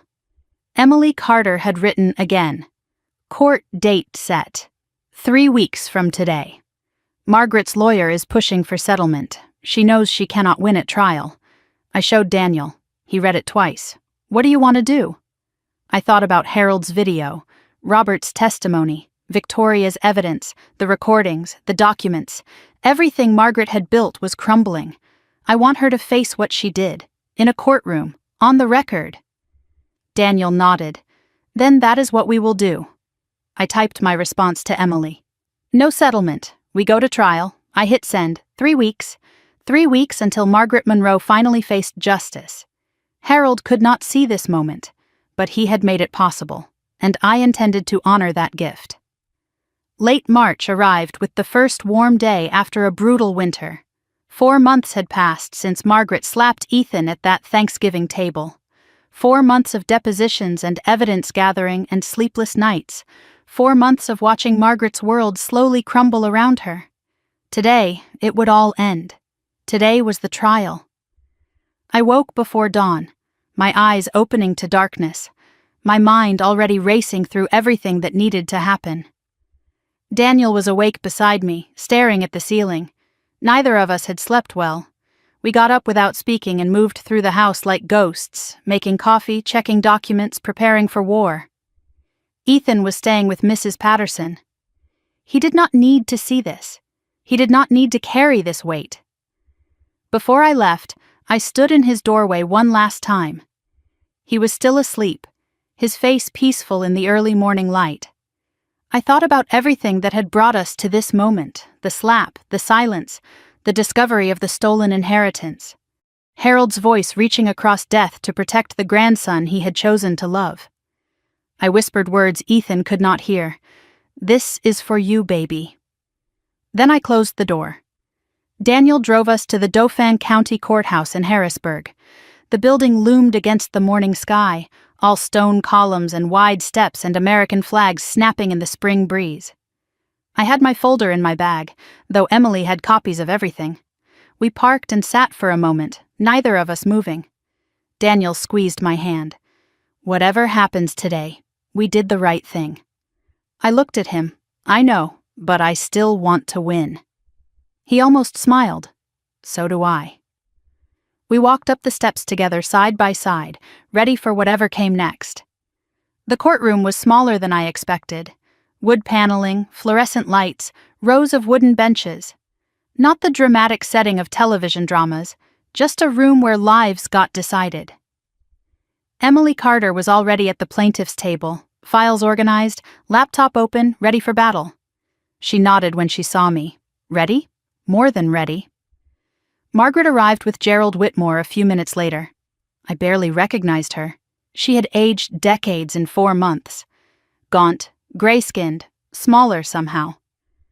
The polished matriarch in designer suits had been replaced by a woman dressed in black, like she was attending her own funeral. Maybe she was. Gerald walked beside her, his silver hair perfectly styled, his expensive suit pressed and pristine. But even he looked nervous. I looked around the courtroom gallery. Victoria sat behind me, ready to be called as a witness. Robert was there too, seated separately from Margaret, his face grim but resolved. A few relatives were scattered through the benches, choosing sides with their seating. Daniel sat directly behind me, close enough that I could feel his presence. Margaret scanned the room, saw her husband, her children, her family all positioned against her. Something flickered across her face. Fear, maybe. Or the beginning of understanding. Then her mask returned, harder than ever. All rise. The Honorable Judge Patricia Thornton presiding. Judge Thornton entered the courtroom, her black robe flowing behind her. She was a black woman in her 60s, with silver hair and reading glasses perched on her nose. I had heard she had a reputation for fairness and zero tolerance for nonsense. She took her seat and reviewed her papers briefly. "We are here in the matter of Monroe versus Monroe. Petition for removal of trustee and recovery of trust assets. Is counsel ready?" Emily stood. "Ready, Your Honor." Gerald rose as well. "Ready, Your Honor." Judge Thornton nodded. "Then let us begin." Emily's opening was precise and devastating. "Your Honor, this case is about a betrayal of trust in every sense of the word." She outlined the facts with surgical clarity. Harold Monroe created a trust for his grandchildren's education. Margaret Monroe was appointed temporary trustee. Within months of Harold's death, Margaret removed one beneficiary, spent 97% of the funds on personal expenses, and concealed these actions from the other beneficiaries' guardians. Emily paused, letting the words sink in. This is not a family disagreement. This is fraud. And we have the evidence to prove it. The documentary evidence came next. Emily presented each document methodically, building her case like a brick wall. The original trust with all 3 beneficiaries listed. The amended trust with Ethan's name removed.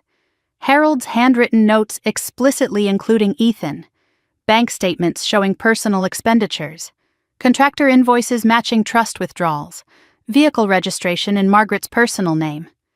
Each document was entered into evidence, each one another nail in Margaret's coffin. Gerald objected occasionally. Hearsay, relevance, improper foundation. Judge Thornton overruled most of them. The paper trail was damning and undeniable. Emily called Victoria Monroe to the stand. Victoria walked past her mother without looking at her, her face pale but determined. She was sworn in and took her seat. Emily approached. "Ms. Monroe, did you witness the amendment to the Harold Monroe Educational Trust?" "Yes. Can you describe the circumstances?" Victoria took a breath. My mother presented documents for me to sign. She said it was routine paperwork. She told me not to read it, just to sign and trust her. Did you read it? No. I trusted my mother. Emily let the silence stretch. Do you regret that now? Victoria looked at Margaret for the first time since taking the stand. More than I can say. Gerald's cross-examination tried to paint Victoria as a disgruntled daughter seeking revenge. It did not land. Her testimony was too specific, too painful to be manufactured. When she stepped down, her eyes met mine briefly. A small nod of solidarity. We were in this together now.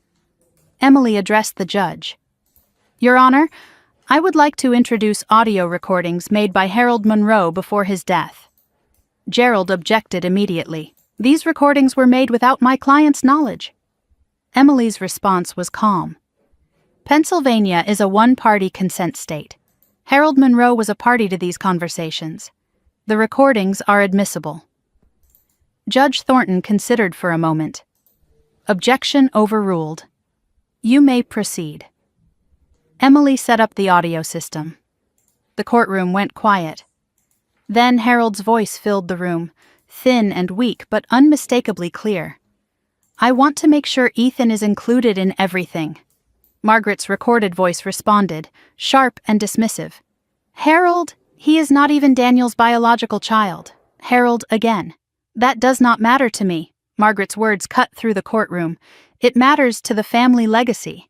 We cannot dilute the Monroe name with people who do not belong. Harold's response was firm. With what, Margaret? With love? With a child who needs us? The recording ended. Judge Thornton's expression was unreadable, but she made a note on her pad. I watched Margaret. White as paper. Gerald was scribbling furiously. Emily spoke again. One more recording, Your Honor. She played the final file. Harold's voice, weaker now. I know what you are planning, Margaret. After I am gone, Margaret's dismissive laugh. You are imagining things. The medication is affecting your mind. Harold was not deterred. I am dying, not stupid. I have seen how you treat that boy. I have seen how you treat anyone who does not serve your purpose. A pause. Then Margaret's voice, cold and final. Then I suppose it is good you will not be around to see it. The recording ended. A murmur rippled through the gallery. Judge Thornton removed her glasses and looked directly at Margaret. Margaret stared straight ahead, jaw clenched, hands trembling in her lap. Then Emily played the video. Harold's face appeared on a screen, mounted on the courtroom wall. His voice explaining Margaret's expected betrayal. His messages to Daniel, to me, to Ethan. When he said family is not who you are born to, it is who shows up for you, I heard someone in the gallery sob. It might have been Robert. Gerald called Margaret to testify in her own defense. She walked to the stand slowly, the confident stride from the deposition completely gone. She was sworn in and sat down, her hands folded in her lap. Gerald led her through prepared testimony. She was protecting the family's interests. Harold was confused in his final months. The amendments were necessary corrections. The expenditures were legitimate trust business. Her voice was controlled, rehearsed, but her eyes kept darting to the evidence folders on Emily's table. Emily approached for cross-examination. Mrs. Monroe, you testified that Harold was confused, but he managed to make detailed recordings, write clear notes, and establish a secondary trust with specific provisions. Does that sound confused to you? Margaret's answer came too quickly. He had good days and bad days. Emily nodded. These recordings spanned several weeks. A lot of good days. Margaret did not respond. Emily continued. You also testified that you were protecting family interests. Whose interests were protected when you renovated your kitchen with trust funds? Margaret's voice tightened. The property needed maintenance. Your personal residence is not trust property, Mrs. Monroe. Emily stepped closer. Let me ask you directly. Why did you remove Ethan Wilson Monroe from the trust? Margaret's composure finally cracked. Because he is not a Monroe. Harold included him specifically. Harold was wrong. Emily's voice was soft, almost gentle. Wrong to love his grandson? Margaret's voice rose, something breaking loose inside her. That boy is not his grandson. He is not Daniel's son. He is not family. He is nothing but a reminder that my son married beneath him. She stopped, realizing what she had said. The courtroom was frozen. Judge Thornton leaned forward. Mrs. Monroe, are you stating that you removed a beneficiary based on personal prejudice rather than any legal or fiduciary concern? Margaret looked at her lawyer, then back at the judge. Her voice was barely audible. I was protecting the family. Judge Thornton's expression was ice. That is not what I asked. Margaret did not answer. Gerald's closing argument was brief and defensive, full of appeals to family privacy and reconciliation. It sounded hollow after what the courtroom had just witnessed. Emily's closing was surgical. Harold Monroe created a trust to protect his grandchildren. All of them.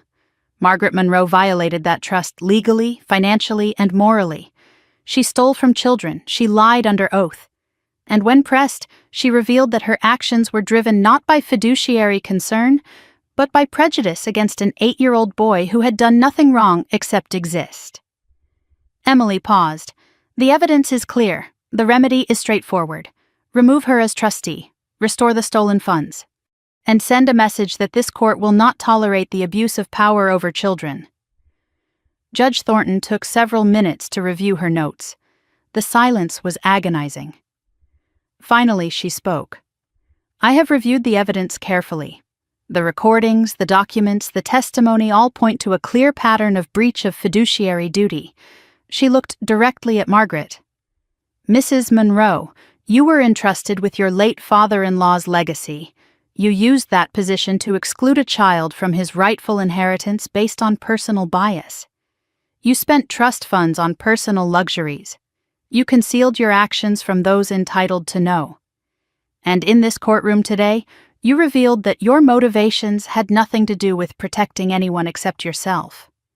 Judge Thornton continued, I am ordering the following. Margaret Monroe is immediately removed as trustee of the Harold Monroe Educational Trust. All funds improperly withdrawn, totaling $447,582, are to be repaid to the trust with interest. Additional penalties of $50,000 for breach of fiduciary duty. Legal fees and court costs to be borne by the defendant. And this matter is being referred to the district attorney's office for potential criminal fraud charges. She closed her folder. Court is adjourned. The gavel fell. The courtroom erupted in murmurs. Gerald was speaking urgently to Margaret, but she was not listening. She was staring at the table, motionless, defeated. Victoria walked past her mother toward the exit without a word, without a glance. Robert followed, stopping briefly to look at the woman he had been married to for 41 years. He shook his head slowly, then walked out. Daniel found me and wrapped his arms around me. It is over, he whispered. I held him tight. Not yet. But the hard part is done. Emily approached us. The repayment order is enforceable immediately. She will have to liquidate assets. Probably the house. I nodded. And the criminal referral? That is out of our hands now. But based on today, I would not want to be her. As we left the courtroom, I passed Margaret. For a moment, our eyes met. I expected to see hatred, defiance, the old Margaret who had controlled everyone around her for decades. Instead, I saw something I had not expected. Emptiness. Margaret Monroe, the woman who had commanded rooms and destroyed anyone who crossed her, had finally run out of moves. I did not gloat. I did not say anything. I just walked past her, into the sunlight, toward home, toward Ethan. The trial was over, but the healing had just begun. Late May arrived with the world turning green again. 2 months had passed since the trial. 2 months since Judge Thornton's gavel fell, and Margaret Monroe's empire crumbled. I stood at my kitchen window watching Ethan play in the backyard, chasing fireflies in the early evening light.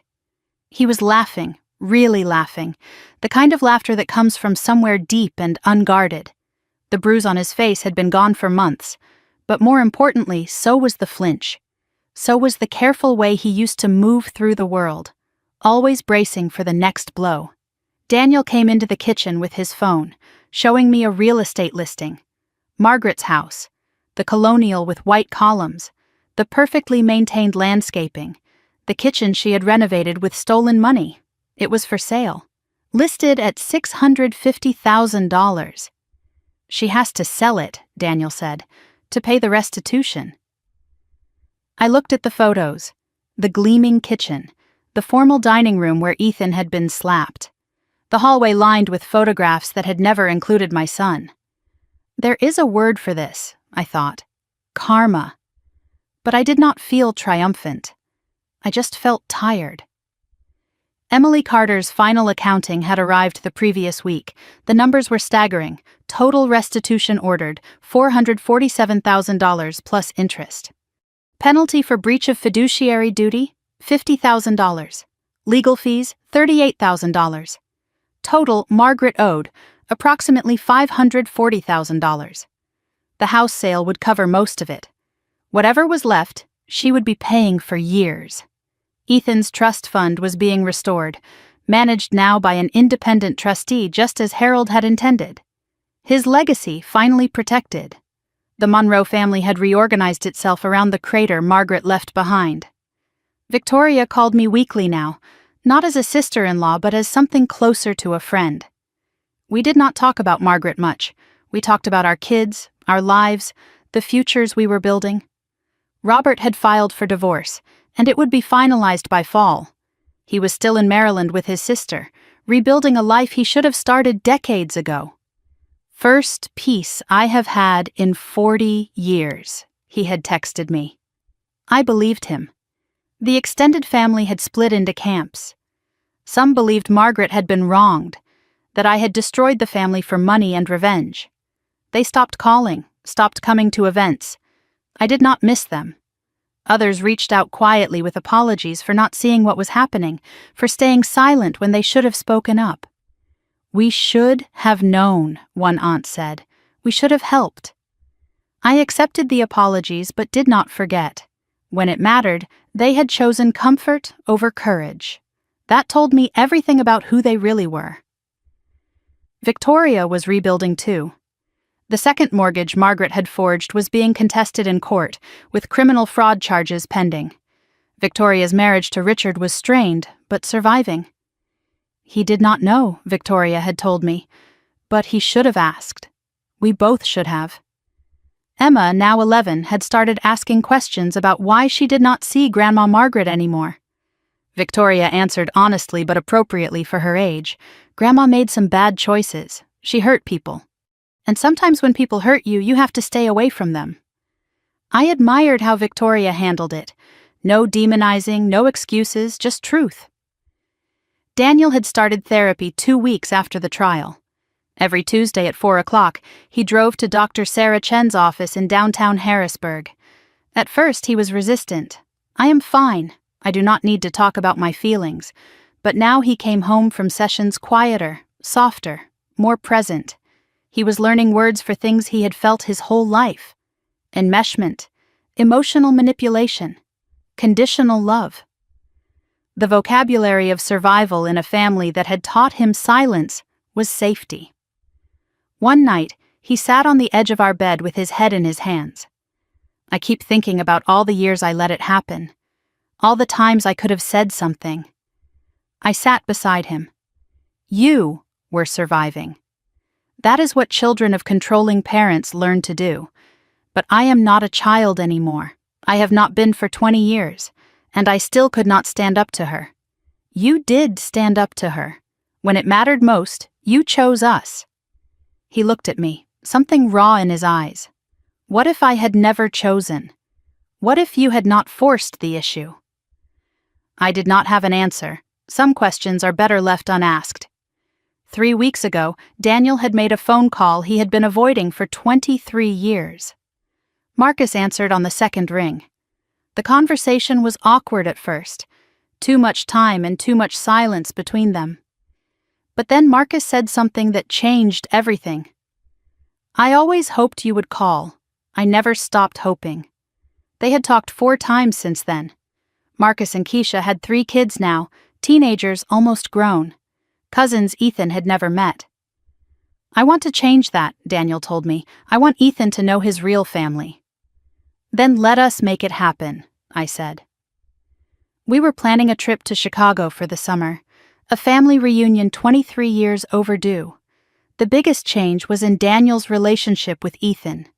He was present now in ways he had not been before. Homework help every evening, bedtime stories read in funny voices, weekend adventures to parks and museums and anywhere Ethan wanted to go. Last Saturday, they built a birdhouse together. It was crooked and imperfect and absolutely beautiful. Ethan kept it on his windowsill. "Dad made this with me," he told everyone who visited. Daniel teared up every time he heard it. Ethan had been seeing a child therapist too. Dr. Williams specialized in family trauma, and the sessions were play-based, gentle, effective. I did not know everything they discussed. That was Ethan's space, but I saw the results. He slept through the night now. No more nightmares about being pushed, about falling, about voices telling him he did not belong. He was louder than he used to be. He took up space, stated opinions, disagreed openly. Last week he argued with me about bedtime for 15 minutes. I let him win, not because he was right, but because watching him advocate for himself felt like victory. The question he used to ask, the one that haunted me, had stopped. Am I real family? One evening, I realized I could not remember the last time he had said it. I asked him gently, "Ethan, do you know you are part of this family? Really know it?" He looked at me like the question was strange. "Of course, Mom. You are my family. Dad is my family. That is how it works." So simple, so obvious to him now. The doubt Margaret had planted had withered and died. In its place, something stronger had grown. There was a new photo on the refrigerator, taken last month at a picnic in the park, me, Daniel, Ethan, all laughing at something off camera. Ethan had put it there himself. "That is us," he said when he taped it up. "That is our family." No one questioned it. No one needed to. A Tuesday afternoon in early June, Daniel was at therapy, Ethan at a friend's house. I was alone when the doorbell rang. I checked the peephole and my stomach dropped. Margaret stood on the front porch. She looked smaller than ever, thin and hunched, dressed in clothes that seemed too big for her frame. She was holding something, a small wrapped package. I opened the door but did not invite her in. "Margaret." Her voice was barely recognizable, hoarse and hesitant. "Jessica, please, I just want to talk. We do not have anything to talk about." She held up the package. "It is for Ethan, a birthday present. His birthday was last week, was it not?" I did not confirm or deny. "I just want to see him," she continued, "just for a minute, to apologize." I studied the woman in front of me. 6 months ago, she had commanded rooms, controlled lives, terrified her own children into submission. Now she was begging on a doorstep, clutching a gift no one had asked for. Her eyes filled with tears. "I know I made mistakes. I know I hurt people. But I am still his grandmother." My response was immediate. "No, you are not." She flinched. "Jessica, please, you slapped him. You called him nothing. You stole his inheritance. You spent 3 years treating him like he was invisible." My voice was steady, calm, absolute. "You had years to be his grandmother. You chose cruelty instead." Margaret's voice cracked. "I can change. People change. Maybe. But you do not get to practice that change on my son." I took the package from her hands. "I will give this to him, but you will not." Her face crumpled. "When can I see him?" I met her eyes. "You cannot. Not now, maybe not ever. You are punishing me." "No, I am protecting him. There is a difference." I stepped back. "Goodbye, Margaret." I closed the door. Through the wood, I could hear her crying on the porch. I did not open it again. I stood in my hallway, in my home, and let her grief wash over me without touching me. Some people deserved second chances. Some people had used up all their chances long ago. Margaret Monroe had made her choices. These were the consequences. After she left, I sat with the small package. I opened it carefully. Inside was a children's book about families. The inscription read, "To Ethan. Family is everything. Love, Grandma Margaret." I stared at the words for a long time. Even now, even after everything, she did not understand. Family was not everything. Family was only worth what it gave. Love, safety, acceptance. Margaret had given none of those things. And now she wondered why she was outside looking in. I considered throwing the book away. Instead, I put it in a box in the closet. Maybe someday when Ethan was older he would want to know. Maybe he would want to understand the grandmother who could have loved him and chose not to. Or maybe he would never ask. Either way, the choice would be his. Not Margaret's, not anymore. Daniel came home from therapy, saw something in my face. "What happened?" "Your mother came by." He went still. What did she want? To see Ethan, to apologize, and? I said no. Daniel was quiet for a moment. Then, good. He did not ask if I had been too harsh. He did not suggest we reconsider. He trusted my judgment. That trust was new, hard-won, precious. I reached for his hand. "How was therapy?" He almost smiled. "Progress. Slow, but progress. That is all we can ask for." That night, the three of us ate dinner together. Nothing special. Spaghetti, salad, garlic bread. Ethan talked about his day, a friend's new puppy, a math test he had aced, a book he was reading about dragons, normal things, child things, the conversation Margaret would never be part of. I tucked Ethan in, same as every night. He was holding a stuffed bear, one Harold had given him before he died. "Mom, yeah, baby, I am happy." The words were simple, but they hit me like a wave. "I am happy too, sweetheart." He smiled, closed his eyes. I watched him for a long moment. Then I turned off the light. Later, I stood at the kitchen window again. The backyard was dark now, fireflies blinking in the shadows. My phone buzzed. A text from Victoria. "Mom is moving." She found an apartment across town. Small, no yard. I read it twice. The colonial house with white columns, gone. The matriarch's throne, dissolved. Margaret Monroe, downsized to a small apartment, alone. Justice was not always loud. Sometimes it was quiet. A slow fade from power to nothing. I did not respond to the text. I just stood in my kitchen, in my home, with my family asleep upstairs. And for the first time in a very long time, I felt completely at peace. Thanksgiving morning, 1 year to the day since everything changed. I woke to the smell of coffee and the sound of laughter drifting up from downstairs. For a moment I lay still in bed, just listening. Daniel's voice, warm and teasing. Ethan's giggle, high and bright. The clatter of pans and the sizzle of something cooking. This is what peace sounds like, I thought. This is what we fought for. 1 year ago, I woke up dreading the day. Margaret's house, the tension, the careful navigation of Ethan through hostile territory.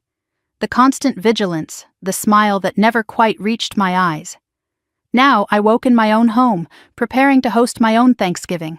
No eggshells to walk on, no performances to give. Just family, the real kind. I came downstairs to find the kitchen in controlled chaos. Daniel was standing over the stove, attempting to baste a turkey that was definitely larger than he had expected. It was the first turkey he had ever cooked, and he was treating it like a military operation. Ethan was helping by eating raw vegetables meant for the salad, 1 carrot stick at a time. The dining table was visible through the doorway, set for 12 people. More people than we had ever hosted. More family than I had ever expected to have. "Mom," Ethan spotted me and pointed accusingly at Daniel. Dad almost burned the rolls. Daniel protested without looking up from the turkey. "They are golden. That is different from burned." I laughed, a real laugh, the kind that comes from somewhere deep. "Let me see these golden rolls." The rolls were fine, maybe a little dark on the edges, but fine. Daniel had been cooking since 5 in the morning, determined to make this day perfect. I put my hand on his shoulder. "You are doing great." He smiled, some of the tension leaving his face. "I have no idea what I am doing. Neither do I, but we are figuring it out together." The doorbell rang at 2:00. First to arrive were Victoria, Richard, and Emma. Emma was 11 now, taller than I remembered, carrying a pie she had helped bake. She ran to hug Ethan the moment she saw him. Cousins who had become friends over the past year, connected now by something stronger than blood. Victoria embraced me in the doorway. "The house smells amazing." I laughed. "Daniel has been cooking since dawn. I am afraid to look in the kitchen." She grinned. "At least he is trying." Richard still thinks cooking means ordering takeout.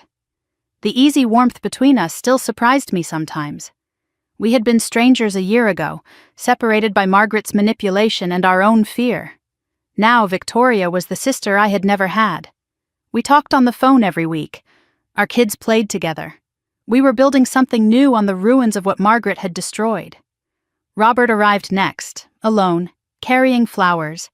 He looked healthier than I had ever seen him. The divorce had been finalized in October, and the weight of 41 years with Margaret had finally lifted from his shoulders. "For the hostess," he said, handing me the bouquet. "You did not have to. I wanted to. This is the first Thanksgiving in 40 years I am actually looking forward to." He found Daniel in the kitchen, and I watched them through the doorway. Father and son, learning how to be family without Margaret between them. The doorbell rang again. I opened it to faces I had only seen on video calls until now. Marcus Monroe, Daniel's brother, estranged for 23 years. His wife Keisha, warm smile and firm handshake. Their 3 teenagers. Maya, 17, poised and curious. James, 15, already taller than his father. Dion, 13, bouncing on his heels with barely contained energy. Marcus hugged me like we had known each other forever. "Jessica, thank you for giving my brother back to me." Daniel appeared behind me, and the brothers embraced. It was not the first time they had hugged since reconnecting. They had visited twice over the summer, calls every week, years of silence finally broken. But it still made my eyes sting to watch them. 23 years of separation ended because someone finally stood up to Margaret. Ethan hung back, suddenly shy. He had been excited about meeting his new cousins for weeks, but now that they were here, uncertainty had crept in. Dion noticed. "Hey, you are Ethan, right? Dad says you like video games." Ethan nodded cautiously. "Cool. Want to show me your setup?" They disappeared upstairs together, instant friends. Keisha watched them go and turned to me. "He has been asking about the cousin in Pennsylvania for months. Ethan, too. He is just nervous. Kids figure it out faster than adults do." 4:00 arrived, and everyone gathered in the dining room. 12 chairs, 12 place settings, 12 people who had chosen to be family. I looked around the table at what we had built. Daniel at one end, carving the turkey that was slightly lopsided but perfectly cooked. Marcus and Keisha across from Victoria and Richard.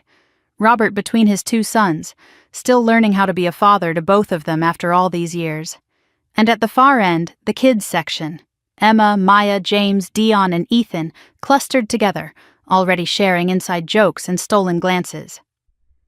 1 year ago, Ethan sat alone at a separate table in Margaret's house. Excluded, invisible, unwanted. Now he was surrounded by cousins who wanted him there. Cousins who had traveled from Chicago just to meet him. Cousins who were already planning summer visits and video game tournaments and all the things family was supposed to share.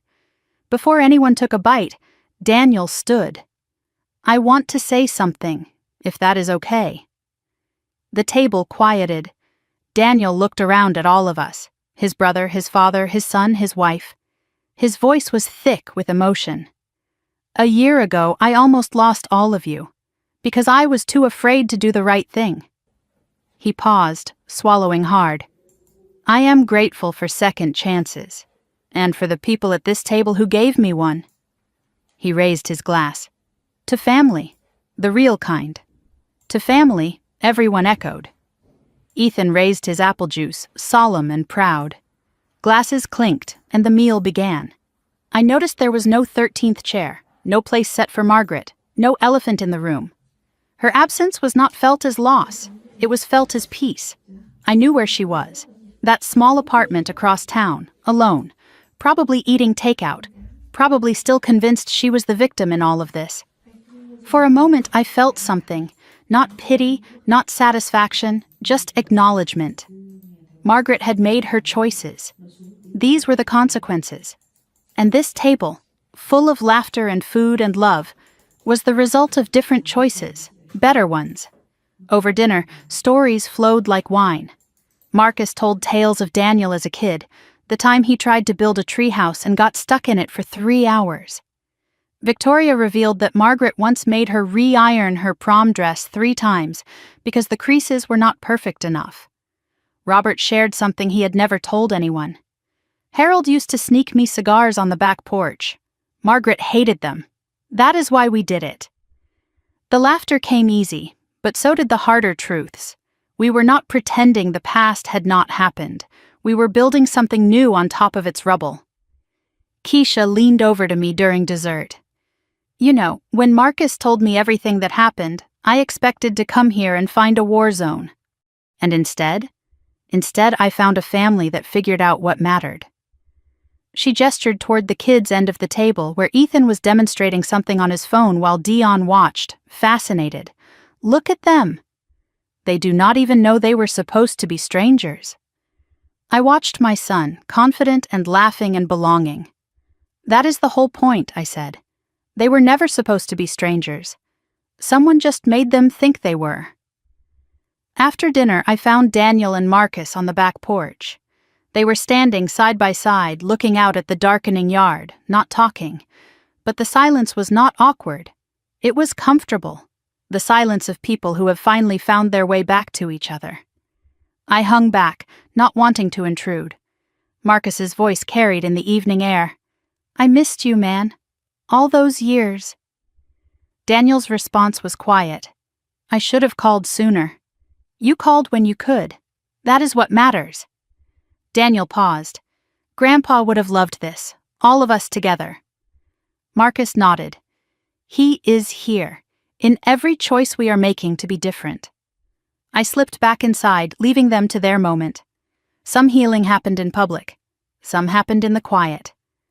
Later that night, after the guests had gone home and the dishes were done, I tucked Ethan into bed. He was exhausted from a day of running around with his new cousins, but his eyes were bright, his mind still buzzing. Mom? Yeah, baby. What does family mean? I sat on the edge of his bed, taking a moment to find the right words. 1 year ago, he had asked me if he was real family. The doubt in his voice had nearly broken me. Now he was asking something different. Not whether he belonged, but what belonging meant. Family, I said slowly, is who shows up for you. Not because they have to, because they choose to. Ethan considered this. Like how Uncle Marcus came all the way from Chicago? Exactly like that. And how Dad learned to make turkey even though it was kind of ugly? I laughed. Yes. Especially that.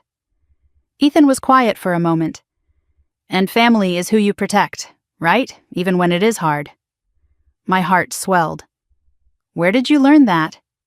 He shrugged like it was obvious. From you. I pulled him into a hug and held him tight. That is right, baby. Family is who you protect, even when it is hard, especially when it is hard. He hugged me back, then yawned. Mom, I am happy. The words were simple, but they hit me like a wave. I am happy too, sweetheart. Me too. He smiled and closed his eyes. I watched him for a long moment. This boy who had once doubted he belonged anywhere, now certain of his place in the world. Then I turned off the light. The house was quiet. Daniel had gone to bed, and I sat alone at the kitchen table with a cup of tea cooling in my hands. I thought about the year that had just passed.